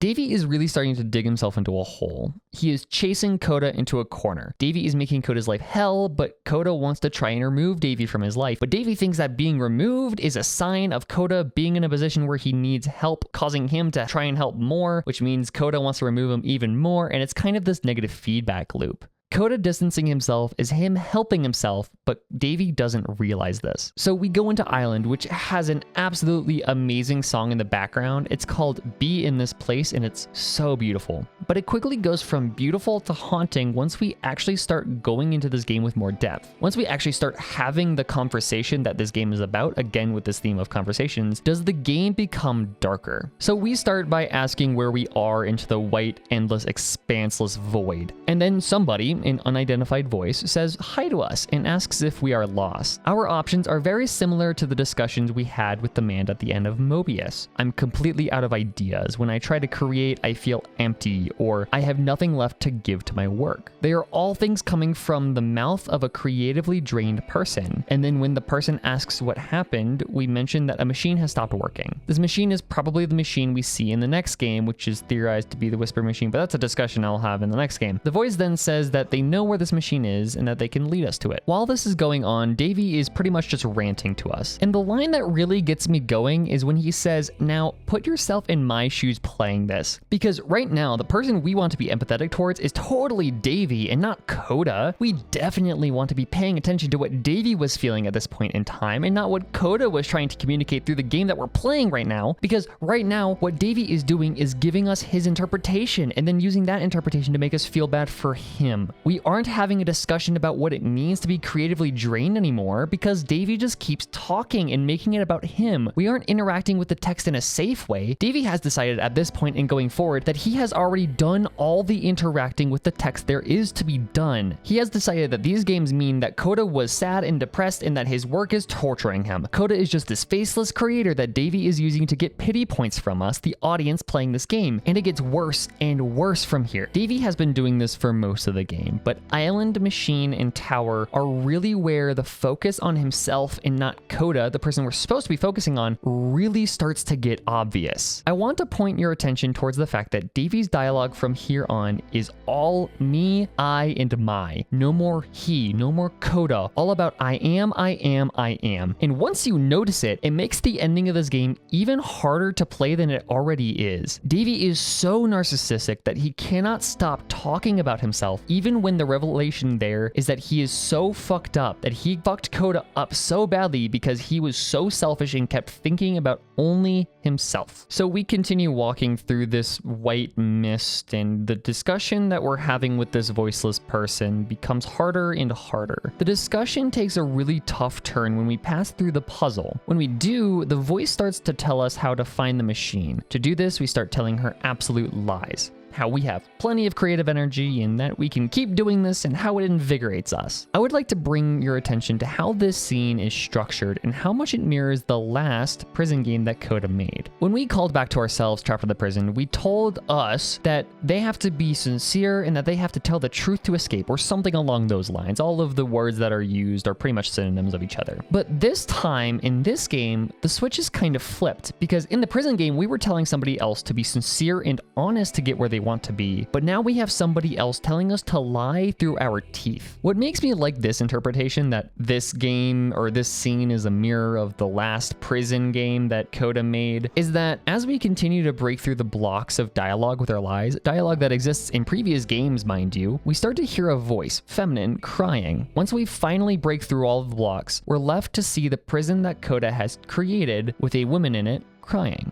Then the game ends. This woman is stuck in a prison telling us how to find the machine, but by the end of the game, we don't actually find the machine. We find a prison with a mysterious woman inside of it. The discussion we had to ourselves much earlier in the game took place within a prison game, technically. It's easy to forget that the phone game is technically a prison game, at least according to Davey. It's kind of an entering, exiting game kind of thing. The end of the prison game is somebody escaping a prison, and the end of Island is showing that Coda is back in prison, this time imposed by Davey and his toxicity. And while we see this visual symbolism takes place, Davey is talking to us, saying things like, Seeing this game at the time that he made it, it looked really unhealthy to me.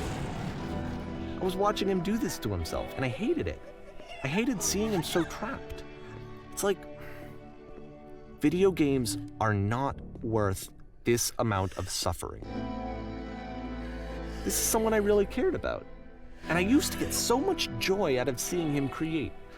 For him to suddenly become angry and frustrated like this, it was the worst thing for me.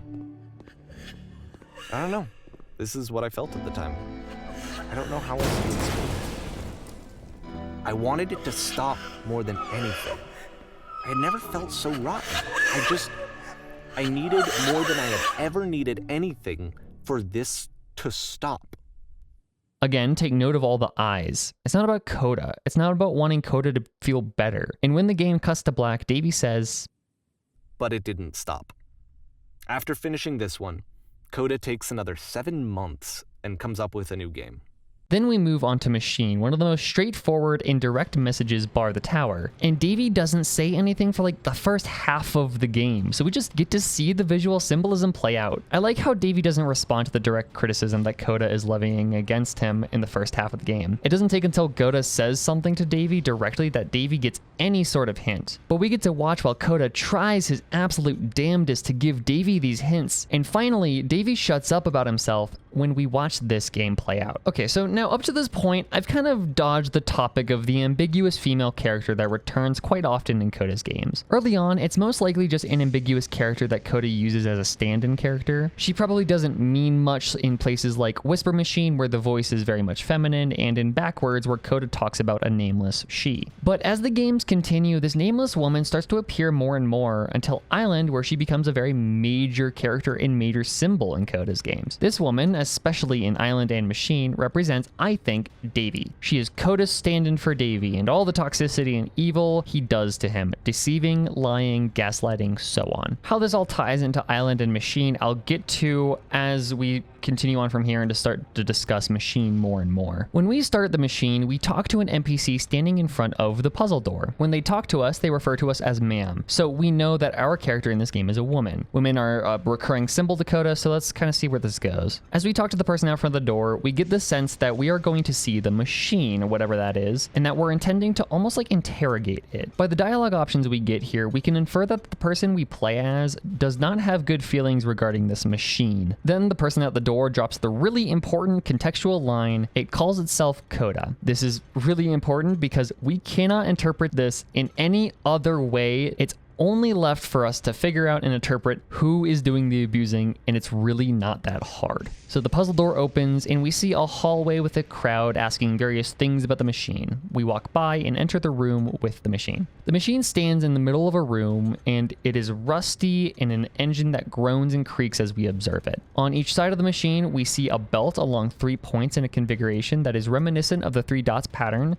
that we have been seeing time and time again throughout this game. As we circle around the Machine, we talk to it, tell it that it has fucked up, that its lack of ideas has done damage. We get the choice to pick dialogue that follows either the idea of we are hurt or I am hurt, but either way the sentiment is the same. The person we are playing as sees Coda, the Machine, as nothing more than an idea factory to feed herself and the people that are waiting for her outside. Obviously the Machine doesn't talk to us, so we go outside and spill the news to a group of people. The news that we spill are complete lies. The Machine never said anything to us, any of the things that we tell the crowd. It never implied any of those things, but the person that we play as interpreted it that way and spread that complete lie to a wider audience. Okay, let's pause there and take a closer look at what's going on here, because at this point I hope you've caught what Coda is doing here. Coda has inserted himself in this game, but instead of him being the person playing, he's a character. But in this game, he's being abused, interrogated, beaten down by this person, this woman that we play as, and as you've hopefully picked up on by now, this person that we play as represents Davy and his behavior towards Coda. You are not making the games that feed us. You have left us alone. I've been so alone. All of these things that you as the player can say to Coda are all things that Davy, in effect, has been trying to say to Coda and was saying to Coda up to that point. The line, "You have stopped working here," is particularly interesting because Coda seemingly took a break from making games, and Davy probably said something along the lines of, "You haven't been making games lately, is something wrong?" bringing the discussion back to the games and his work when there really should have never been one. But in the end, the Machine doesn't say anything and leaves Davy in the dark. The Machine, Coda, for his own benefit, remains silent because he doesn't want to talk to Davy anymore. But Davy just won't go the fuck away. And then Davy goes and announces this to the public, the people he's been showing Coda's games to, that Coda has stopped working, that he's depressed, and that he needs to be fixed or something. The woman we play as then says that we will go fix the Machine together, and then we turn around and we walk through a door and we are faced with the theater. And the gun from all the way back in chapter 1 falls into our hands. We start shooting and our bullets destroy entire chunks of the level around us at a time while Davy talks to us.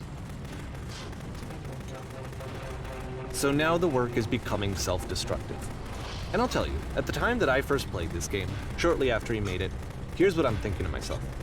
I'm thinking that Code is stuck in his own head, and that it's having a very negative effect on him, and that all he needs to do is just start showing his work to people, to get some actual feedback on his games. it might get him out of isolation. And so, as I'm thinking this, I realize that I could be the one to initiate it. Because it would never occur to Coda to start actively soliciting feedback, so what if I did it for him? If he could see the difference it would make to have more actual conversations with other human beings, would that bring him out of his mental spiral? Would it give him confidence in himself? Would it bring meaning back into his work?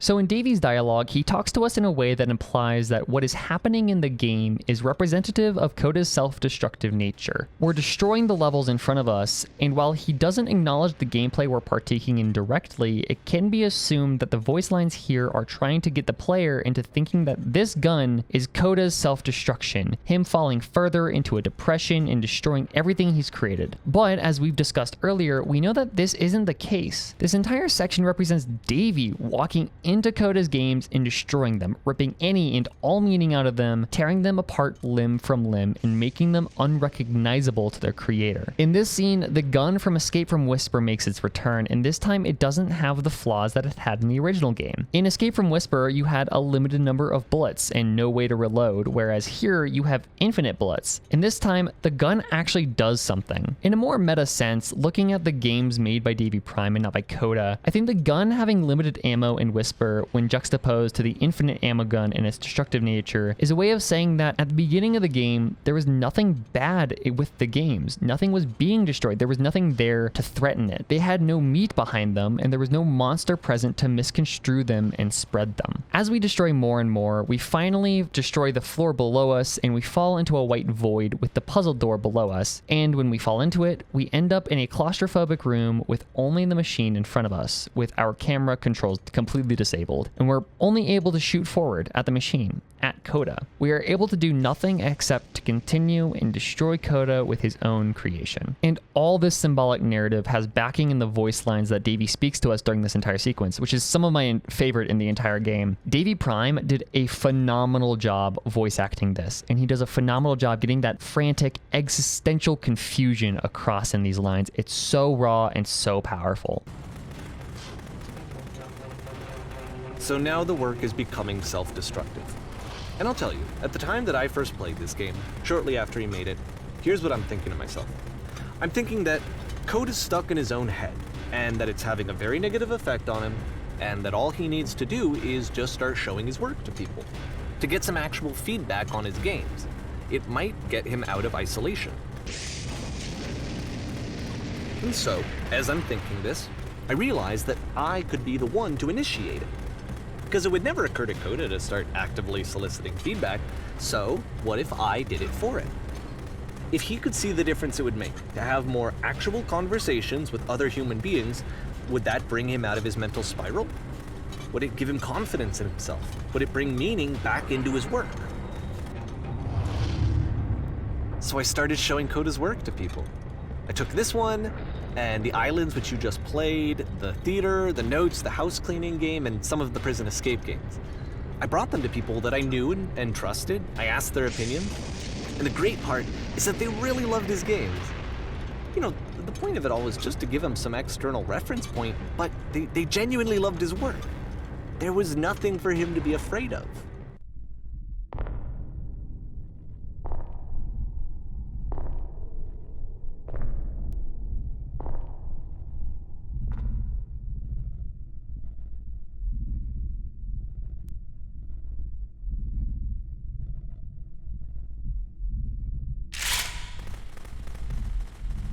Can you see why I felt like this was the right thing to do?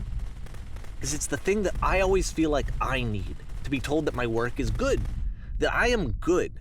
When someone really connects with a thing that I've made, when they see themselves purely in my work, there's nothing that feels better. And I got to give that very same feeling to my friend. I did something, I really felt like I'd done something good, like I was a good person. I felt like there was a friend who was in trouble and was unhappy and maybe didn't like themselves, and I could fix it. If I could give him this gift, maybe I could fix the problem. When they told me how much they enjoyed his games, it was the best feeling. It was the absolute best feeling. It made me feel so happy, so beautifully, beautifully happy.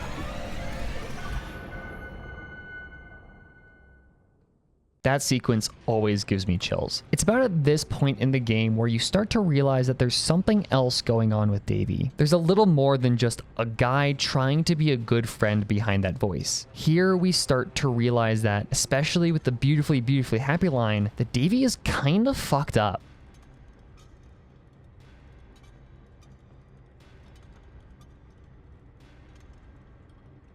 The tower, in my opinion, is genuinely hard to play through. This is where we get to the point where Coda is becoming actively antagonistic in his game design, and Davy is just spiraling further and further into his self-importance and overall insufferability. And he's staying completely unaware of the fact that he is the problem to the core. And as we approach the tower, we really get to see that. So now is about the time I bring up the seemingly single most random thing I could talk about right now: tarot cards.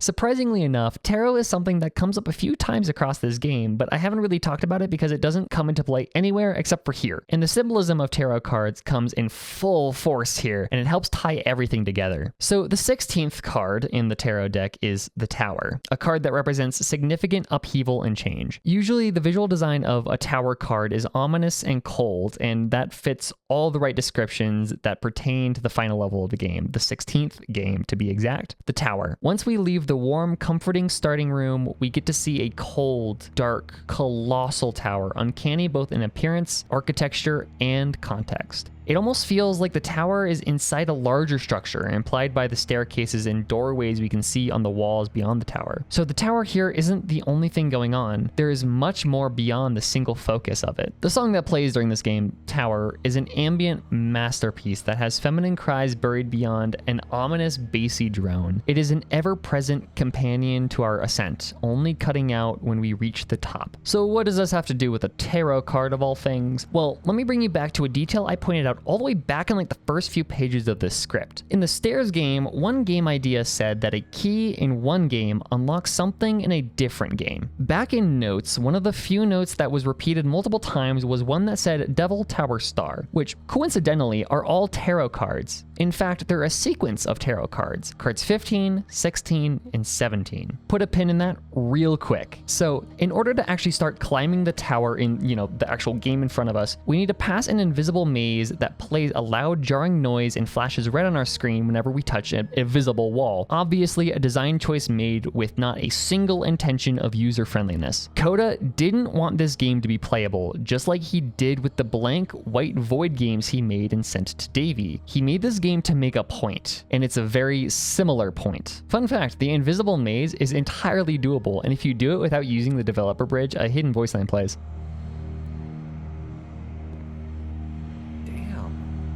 So after the maze, we're faced with a 6-digit number lock. This is where those tarot cards come in handy because the combination to this lock is 151617, the numbers of the tarot cards referenced in notes. A key in one game, unlocking progress in an entirely different game. So far, the tower has brought back two major points that have been discussed throughout the course of the game. The maze is reminiscent of the debate Coda and Davy had about if games were meant to be playable or not, to which Coda designed a maze that is, for all intents and purposes, completely unplayable, and the key, which harkens back to the idea that Davy came up with, that Coda's games are all interconnected. But also in this situation, that doesn't prove shit, just like how exiting and entering doesn't prove that the games are interconnected. Yes, all of Coda's games have similar themes and styles, and sometimes they might carry over into one another, but they don't all interlock to tell one greater story. They're all just games that work on their own. And I should immediately say that just because the Devil Tower Star thing is the key to progressing in this game doesn't mean that Coda's games do actually interconnect. The Path games in this are two of many examples of games directly interacting with each other, and in reality, they aren't really interacting so much as they are a part of the same idea. They are extensions of the same creative branch. But Davy fails to recognize this, and so he gives us the code, and we continue up. If you have been paying attention up to this point, you probably noticed that I have barely touched Davy's dialogue in this portion, and that's for good reason. A lot of what this game, in particular the tower, has to say is said through its architecture and its design, especially in the first two roadblocks that we face. So now that we've actually passed those, I will start taking into account Davy's dialogue, although I won't dive into it all the way until after we get to the top, because Davy's dialogue here is my favorite in the entire game, and I just want to tackle it all as one cohesive chunk. So we keep going up, and eventually eventually we fall into a hole that has a door with no switch. The only switch that exists is on the other side of the door. So after all that, the maze that is painful to complete and a code that would have taken you years to brute force, you get to this point where it is absolutely impossible to get through this door without hacking into the game. It is such an obvious test for Davey because, as we are soon to find out, this game was specifically made for him and nobody else. And Davey fails it spectacularly, and he fails it because he sees it as Coda giving him no way to, quote, fix the problem, even though there is no problem to be fixed. It's all intentional. But Davey opens the door for us anyways, and we continue up and up and up and up while Davey talks to us about how Coda was such a broken person and how he felt hurt and how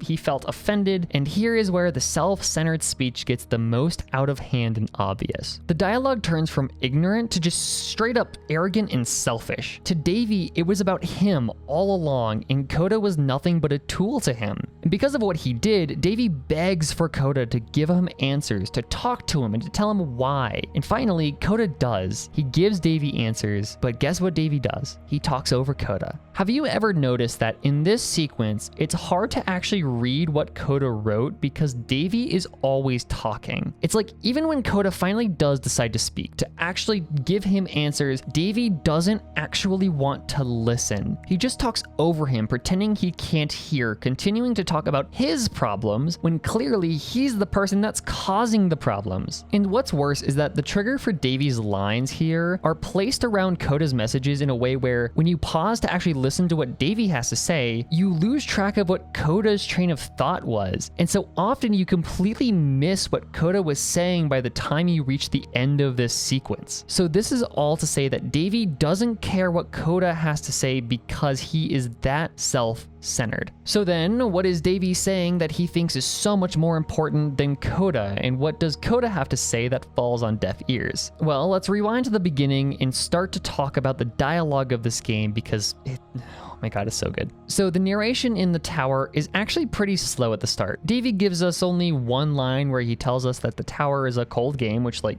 duh, and then describes the maze when we inevitably walk into one of the invisible walls of it. Then after we go over the maze, Davey drops the bombshell that this isn't the first game that had to be modified to be quote unquote playable in very heavy air quotations. He tells us that the house cleaning game in the original version really did go on forever and that you did clean that house forever, which on my first playthrough of this game, I was genuinely mad at Davey for. I loved that game. I found it so cozy and comforting, and Davey cutting it short and not telling me made me genuinely mad. This was also at the time where I wasn't entirely sure if Davey, the narrator, was real or not. So that helped with the frustration I felt because I didn't entirely know to be actually frustrated like I would be to a friend, or like suspension of disbelief frustrated, like the frustration you feel towards Umbridge, which only made me more confused and furthered my frustration. Then he asked the insanely dense question of, but what's the message of the invisible maze? Which, like, bro, take 2 seconds of thought. I bet you could figure it out. Davey then doesn't say anything of substance about the combination lock, and then we move wordlessly to the door with no switch, where Davey says this. The switch to open this door is actually on the other side of the door, meaning that it's literally impossible to solve from this side. So even if you somehow brute forced your way through the first 2 challenges and you got to this point, there's actually just no way to progress. And it's scary for me, the idea of Coda cutting himself off entirely, just saying, you know, that's it, that's the end of the conversation, not giving me any way to fix the problem. I feel like a failure, I guess, when I can't fix the problem. I feel like a failure when I can't fix the problem is so insanely telling when somebody just assumes that there is a problem to be solved without asking the person if they're all right. Literally all of this wouldn't have happened if Davey just slowed down for 1 goddamn second, got off his high horse and asked Coda, hey, are you doing fine? Because he very clearly didn't. Very clearly, Davey was so obsessed with Coda's work that Davey forgot that there was an actual human behind the screen that had actual feelings and human emotions that he put into his games. Instead of doing that, he just assumed that there was a problem, that it needed fixing, and that he was just the one that needed to do it. Was I a failure for not understanding this game? I mean, I don't know why I would be. It's not like everything needs to have a solution, but I feel it somehow. I feel like I failed, and I don't understand why. This line is so infinitely frustrating because it's literally going against everything that Davey has been spewing about Coda's games up to this point. He's literally doing Olympic level of mental gymnastics to justify his actions. It's not like everything needs to have a solution is what he should have been saying this entire time, because at least that's him getting at least somewhat close to accepting that there is no problem in the first place. But no, he says it, but it doesn't mean it. I remember, it's June of 2011. I'm playing this for the very first time. And as I'm playing, I'm thinking to myself, I don't know this person. I have no idea who this person is. It wasn't the guy I knew, it wasn't my friend.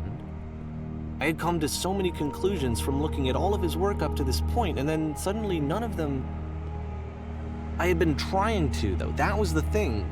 For years I was trying to get to know him, to understand who he actually was and what he stood for.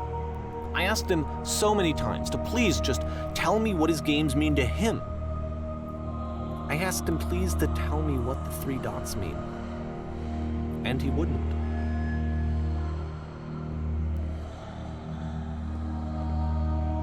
I just felt so strongly that if I could have connected with him, that if I could have somehow made his work my own, that I would finally be once and for all happy. It was that I needed to see myself in someone else. I needed to be someone other than me.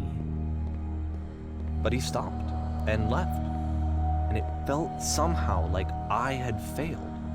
So it isn't until now that Davey realizes that he doesn't actually understand who Coda is. He's just now realizing that he is not his friend, or at least hasn't been for a very long time, and that now the games might not have meant anything all along. And it's baffling how long it takes him to even consider this as a possibility. Granted, he doesn't actually ever fully accept it, he just dances around it, but he does acknowledge it. But that's all important, because here is where the single coolest thing I think this game does comes into play. The 3 dots. I haven't talked about the 3 dots really in the script. I'm almost 20,000 words in, and I haven't talked about them because they are very hard to talk about until you get to this point in the game. And that's because up to this point, the 3 dots have gone completely unmentioned. Davey has not made any remark, any comment acknowledging their existence. They're just something that you might notice the 2 or 3 times it's really shoved in your face, and a few other times it's put in more sneaky places if you're more attentive. And what's so cool is because they go unremarked upon for the entire game until the very end, most players don't really think anything of them. They just kind of see them, say, huh, neat, and then move on. Literally every single Let's Player I've seen play this game has done exactly that. Notice them, and then not say anything. And I think this isn't just like Let's Players not thinking about the game. I think the game is kind of designed to make you do this. Kind of like how Davey talks over Coda's text, Davey also has a knack at talking over the 3 dots. The pattern only appears in situations where you are focused on something else, or while Davey is talking about something, and while he's talking, he's usually directing you away from the pattern. He's directing your attention to something else on the other side of the room. So why does he do this? Because he doesn't understand them. Remember, at the very beginning of this game, Davey promised a comprehensive reading of all the games. And if Davey presents a certain thing to the player, a motif or a theme or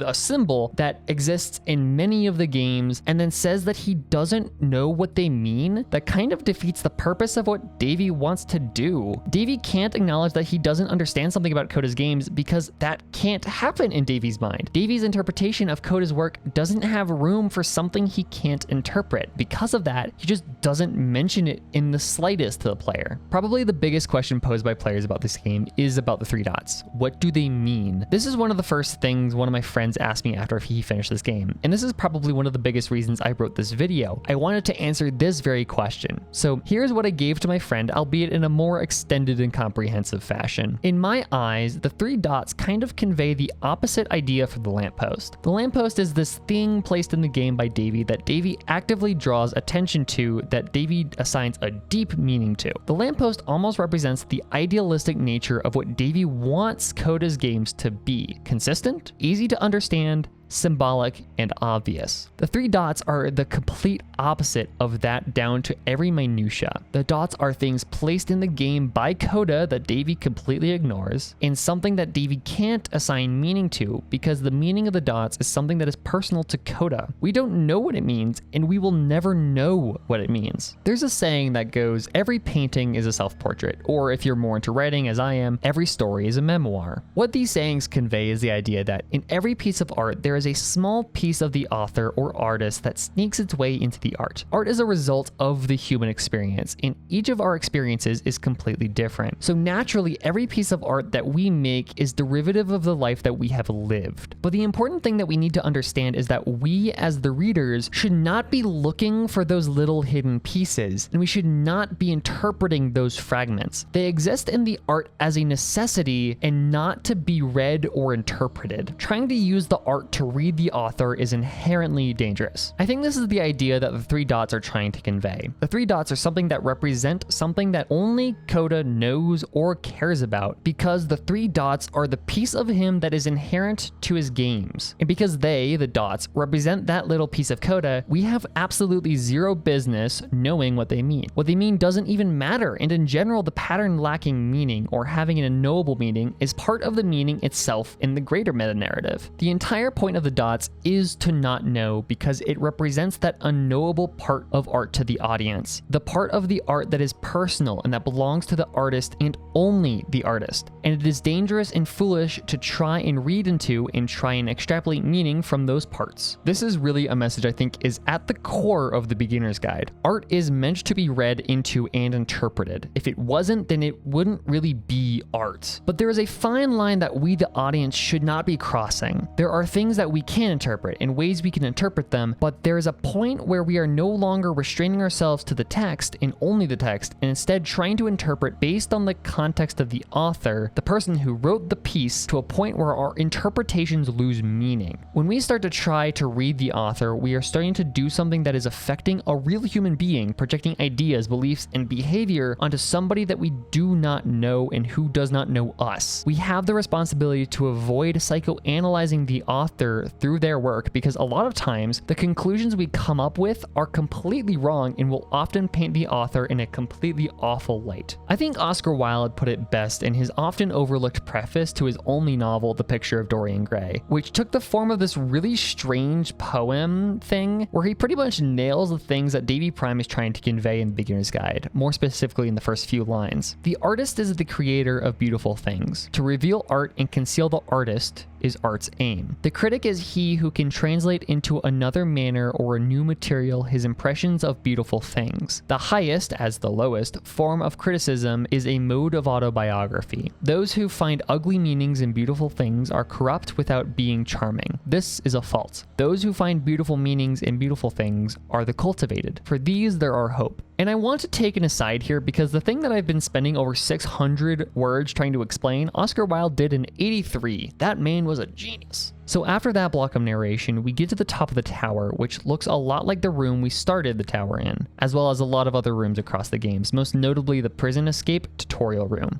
And here it gets tricky, because as I have demonstrated earlier, Davy actually talks over Coda's writing, even though Coda isn't actually here. Every one of Davy's voice line cues in this section are at the same spot where one of Coda's messages comes into view. So you have to either read while you listen to Davy, which makes reading harder, or you have to patiently wait for Davy to stop being a self-centered asshole for 1 second and then read what Coda has to say. Either way, it's not fun. Because of this, I'm going to read Coda's entire letter cover to cover and talk about what he's saying here, and then loop back around and talk about what Davy has to say on the topic. Dear Davy, thank you for your interest in my games. I need to ask you not to speak to me anymore. I wonder at times whether you think I am making these games for you. You've so infected my personal space that it's possible I did begin to plant solutions in my work somewhere hidden between games. If there was an answer, a meeting, would it make you any happier? Would you stop taking my games and showing them to people against my wishes, giving them something that is not yours to give, violating the one boundary that keeps me safe? Would you stop changing my games, stop adding lampposts to them? Would you simply let them be what they are? When I am around you, I feel physically ill. You desperately need something and I cannot give it to you. I literally do not have it. Struggling to come up with new ideas is not making me depressed. Low points are just part of the process. The fact that you think I am frustrated or broken says more about you than about me. I realize that this doesn't make sense to you just yet, which is fine. You're not my problem to solve. But I do hope that one day it clicks and that you make peace with this thing that you are wrestling. And when you finally see what I am talking about, don't say anything.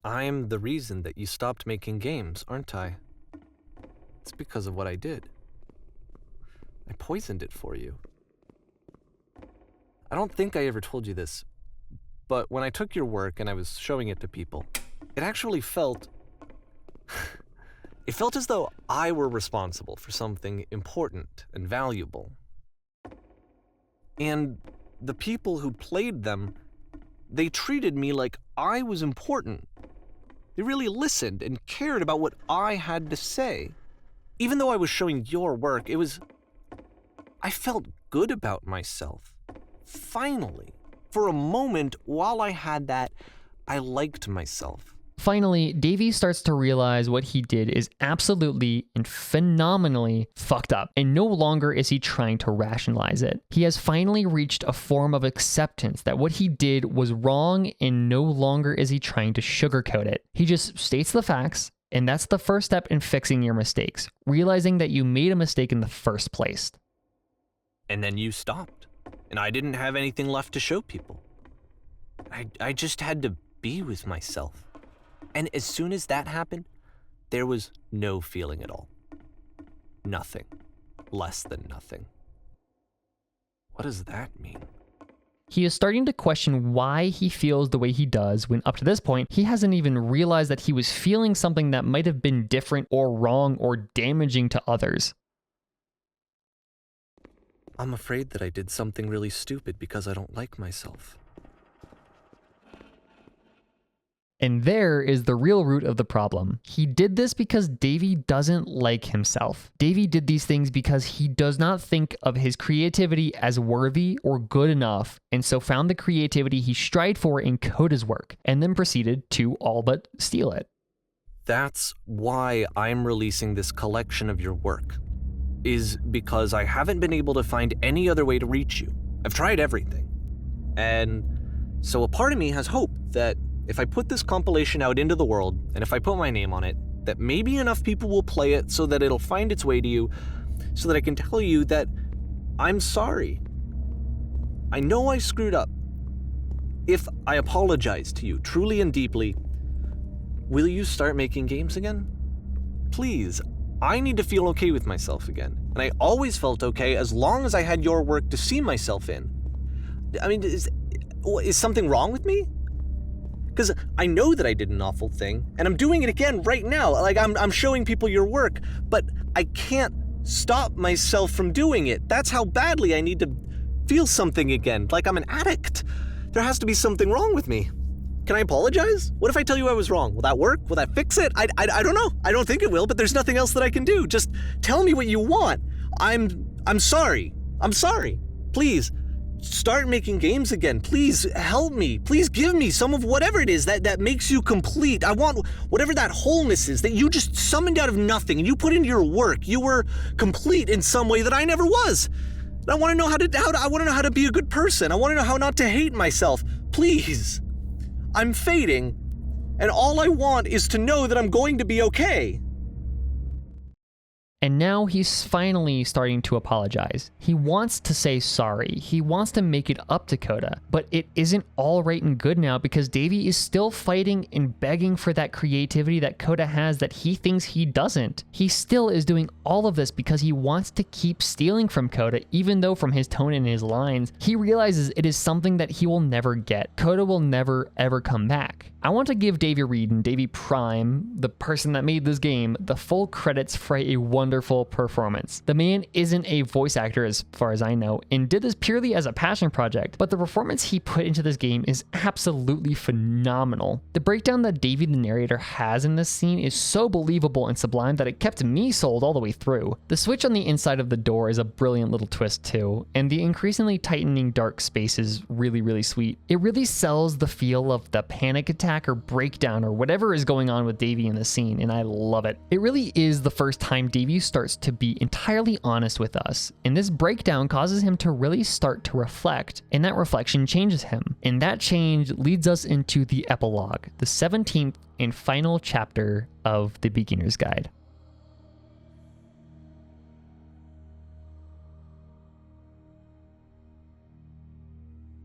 A lot of people, when coming out of the game, question what the point of this epilogue is. There aren't really very many lines from Davy, and it mostly is just a silent walking experience, walking through some really cool, albeit somewhat trippy, surreal, and liminal locations. And it took me a number of playthroughs to fully understand what it was for as well, until I took the time to think back to the very first time I ever played this game and what the epilogue provided for me. Time, space, and silence. Time to walk, space to reflect, and silence to think. One of the most effective things that a game called Pathologic does in its gameplay is give the player ample time to just simply walk at a painstakingly slow pace, and with that time there really isn't much to do except to think. And that thinking really gets you to start reflecting on the events of that game, to question recent dialogues you've had, and to really start to plan who you're going to side with and how you're going to attack the future days. The epilogue in the Beginner's Guide is much the same. In this level, Davy has a grand total of 11 spoken lines. It is easily the least dense his narration ever is in this game. It's hard to quantify, but it's really easy to tell that Davy is just absent from this level. And when he is talking, he's mostly talking about leaving you alone to be left with your thoughts. And I think that's by design. I think really the point of this level is to give the player space to reflect on the events that just transpired, and to make the revelation that what just happened is not real. You have to remember that at no point does the game actually do anything to break the illusion that none of this is real. Even through the epilogue, it doesn't do anything to say that, hey, this is not real, and there are still people that will argue that the events of this game really did happen to this day. But I think that the game does want you to realize this, and that it built in this little chunk of the game a point where Davy is not with you to provide you his interpretation, a point where you do not have somebody telling you how to interpret what you have just played, to actually think and come up with your own theories and ideas. When I first played the game, this chapter is where I started to think that this game wasn't real. All the way up to this point of the game, I was sold that what I was experiencing was entirely real because Davy told me it was. But it wasn't until I was given a silent part of the game to just walk and think that I started to question anything. It wasn't until this point that I started to wonder why the hell a man had a breakdown while recording, and then decided to keep that recording, then decided to implement that recording into a game, and then proceed to put that game on Steam to profit off of. It was that thought, that single question, that broke the illusion, which made the game that much more effective. And if the game didn't give me the space to still interact with the game, but with space to think and reflect, I probably would not have made that revelation, and I probably would not have fallen in love with the game as I have now. Even when you watch people play this game on YouTube, it's very common for them to take this part of the game to just give their thoughts on what just happened. But doesn't that sound familiar? A space where you're left alone with your own thoughts to connect pieces together? And because there's this dark area between the doors, a space between spaces, before you move on, you get to pause. Just for a moment, a few seconds to reflect on and let go of the events that led you here. To step back and connect the pieces together. To grasp at that elusive bigger picture. That is Davy describing the dark spaces between the two puzzle doors. I do believe that the epilogue is supposed to be its own version of the space between the doors, because the parallels between the two are almost uncanny. At least to me, that's what it is. What Davy has to say in this part of the game, again, isn't much. I'll play all of his dialogue here and then talk about the little there is to talk about, because yeah, it's very minimal.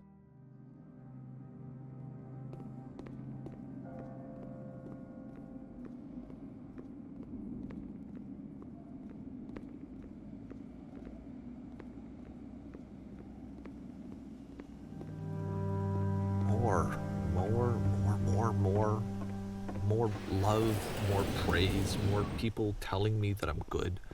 Always more. It's like a disease. Solution.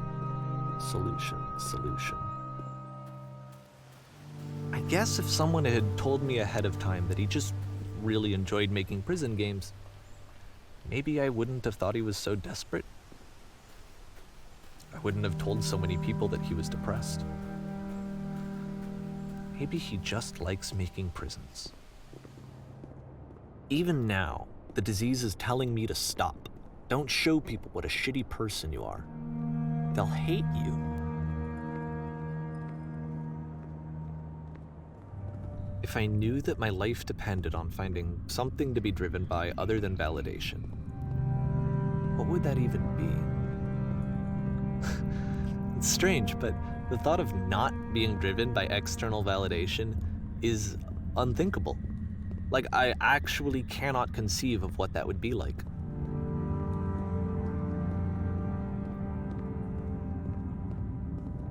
What now? I think I need to go. And I'm sorry, because I know that I said that I would be here and I would walk you through this, but I'm starting to feel like I have a lot of work to do. I have a lot that I need to make up for, and so I'm just gonna... Okay.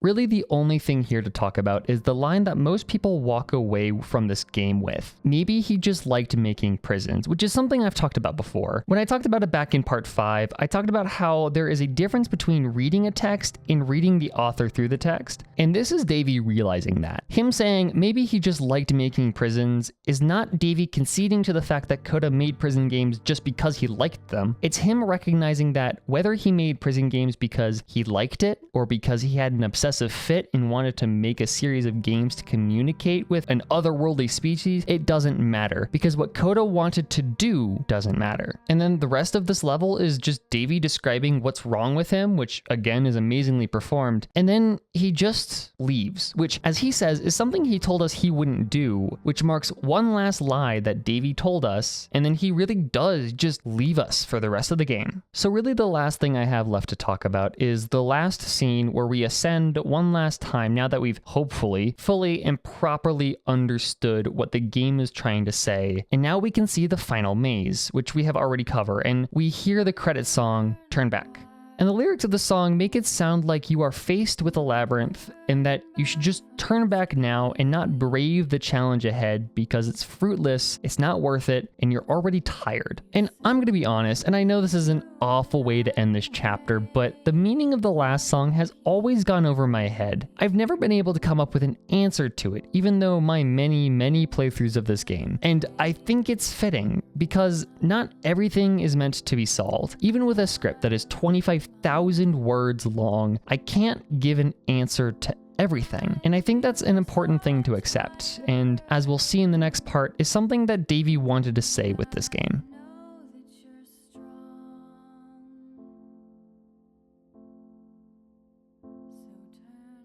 So I've ran multiple ideas for this conclusion through my head many times each, and every time it's hard to wrap everything that I've covered in this video up into a nice little package, mostly because this video ended up being absolutely colossal.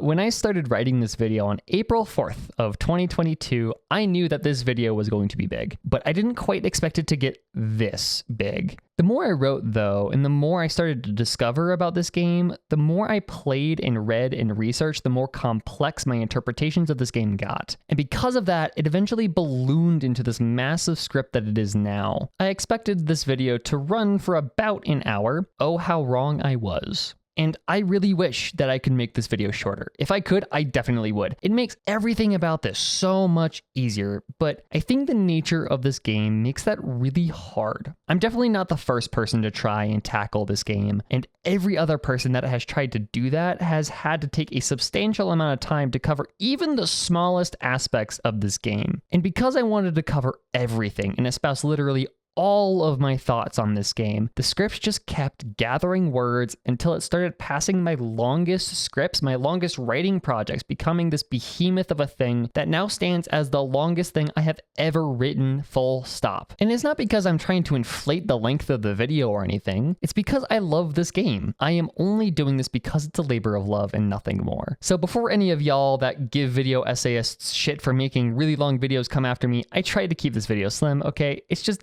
kind kind of ended up this way.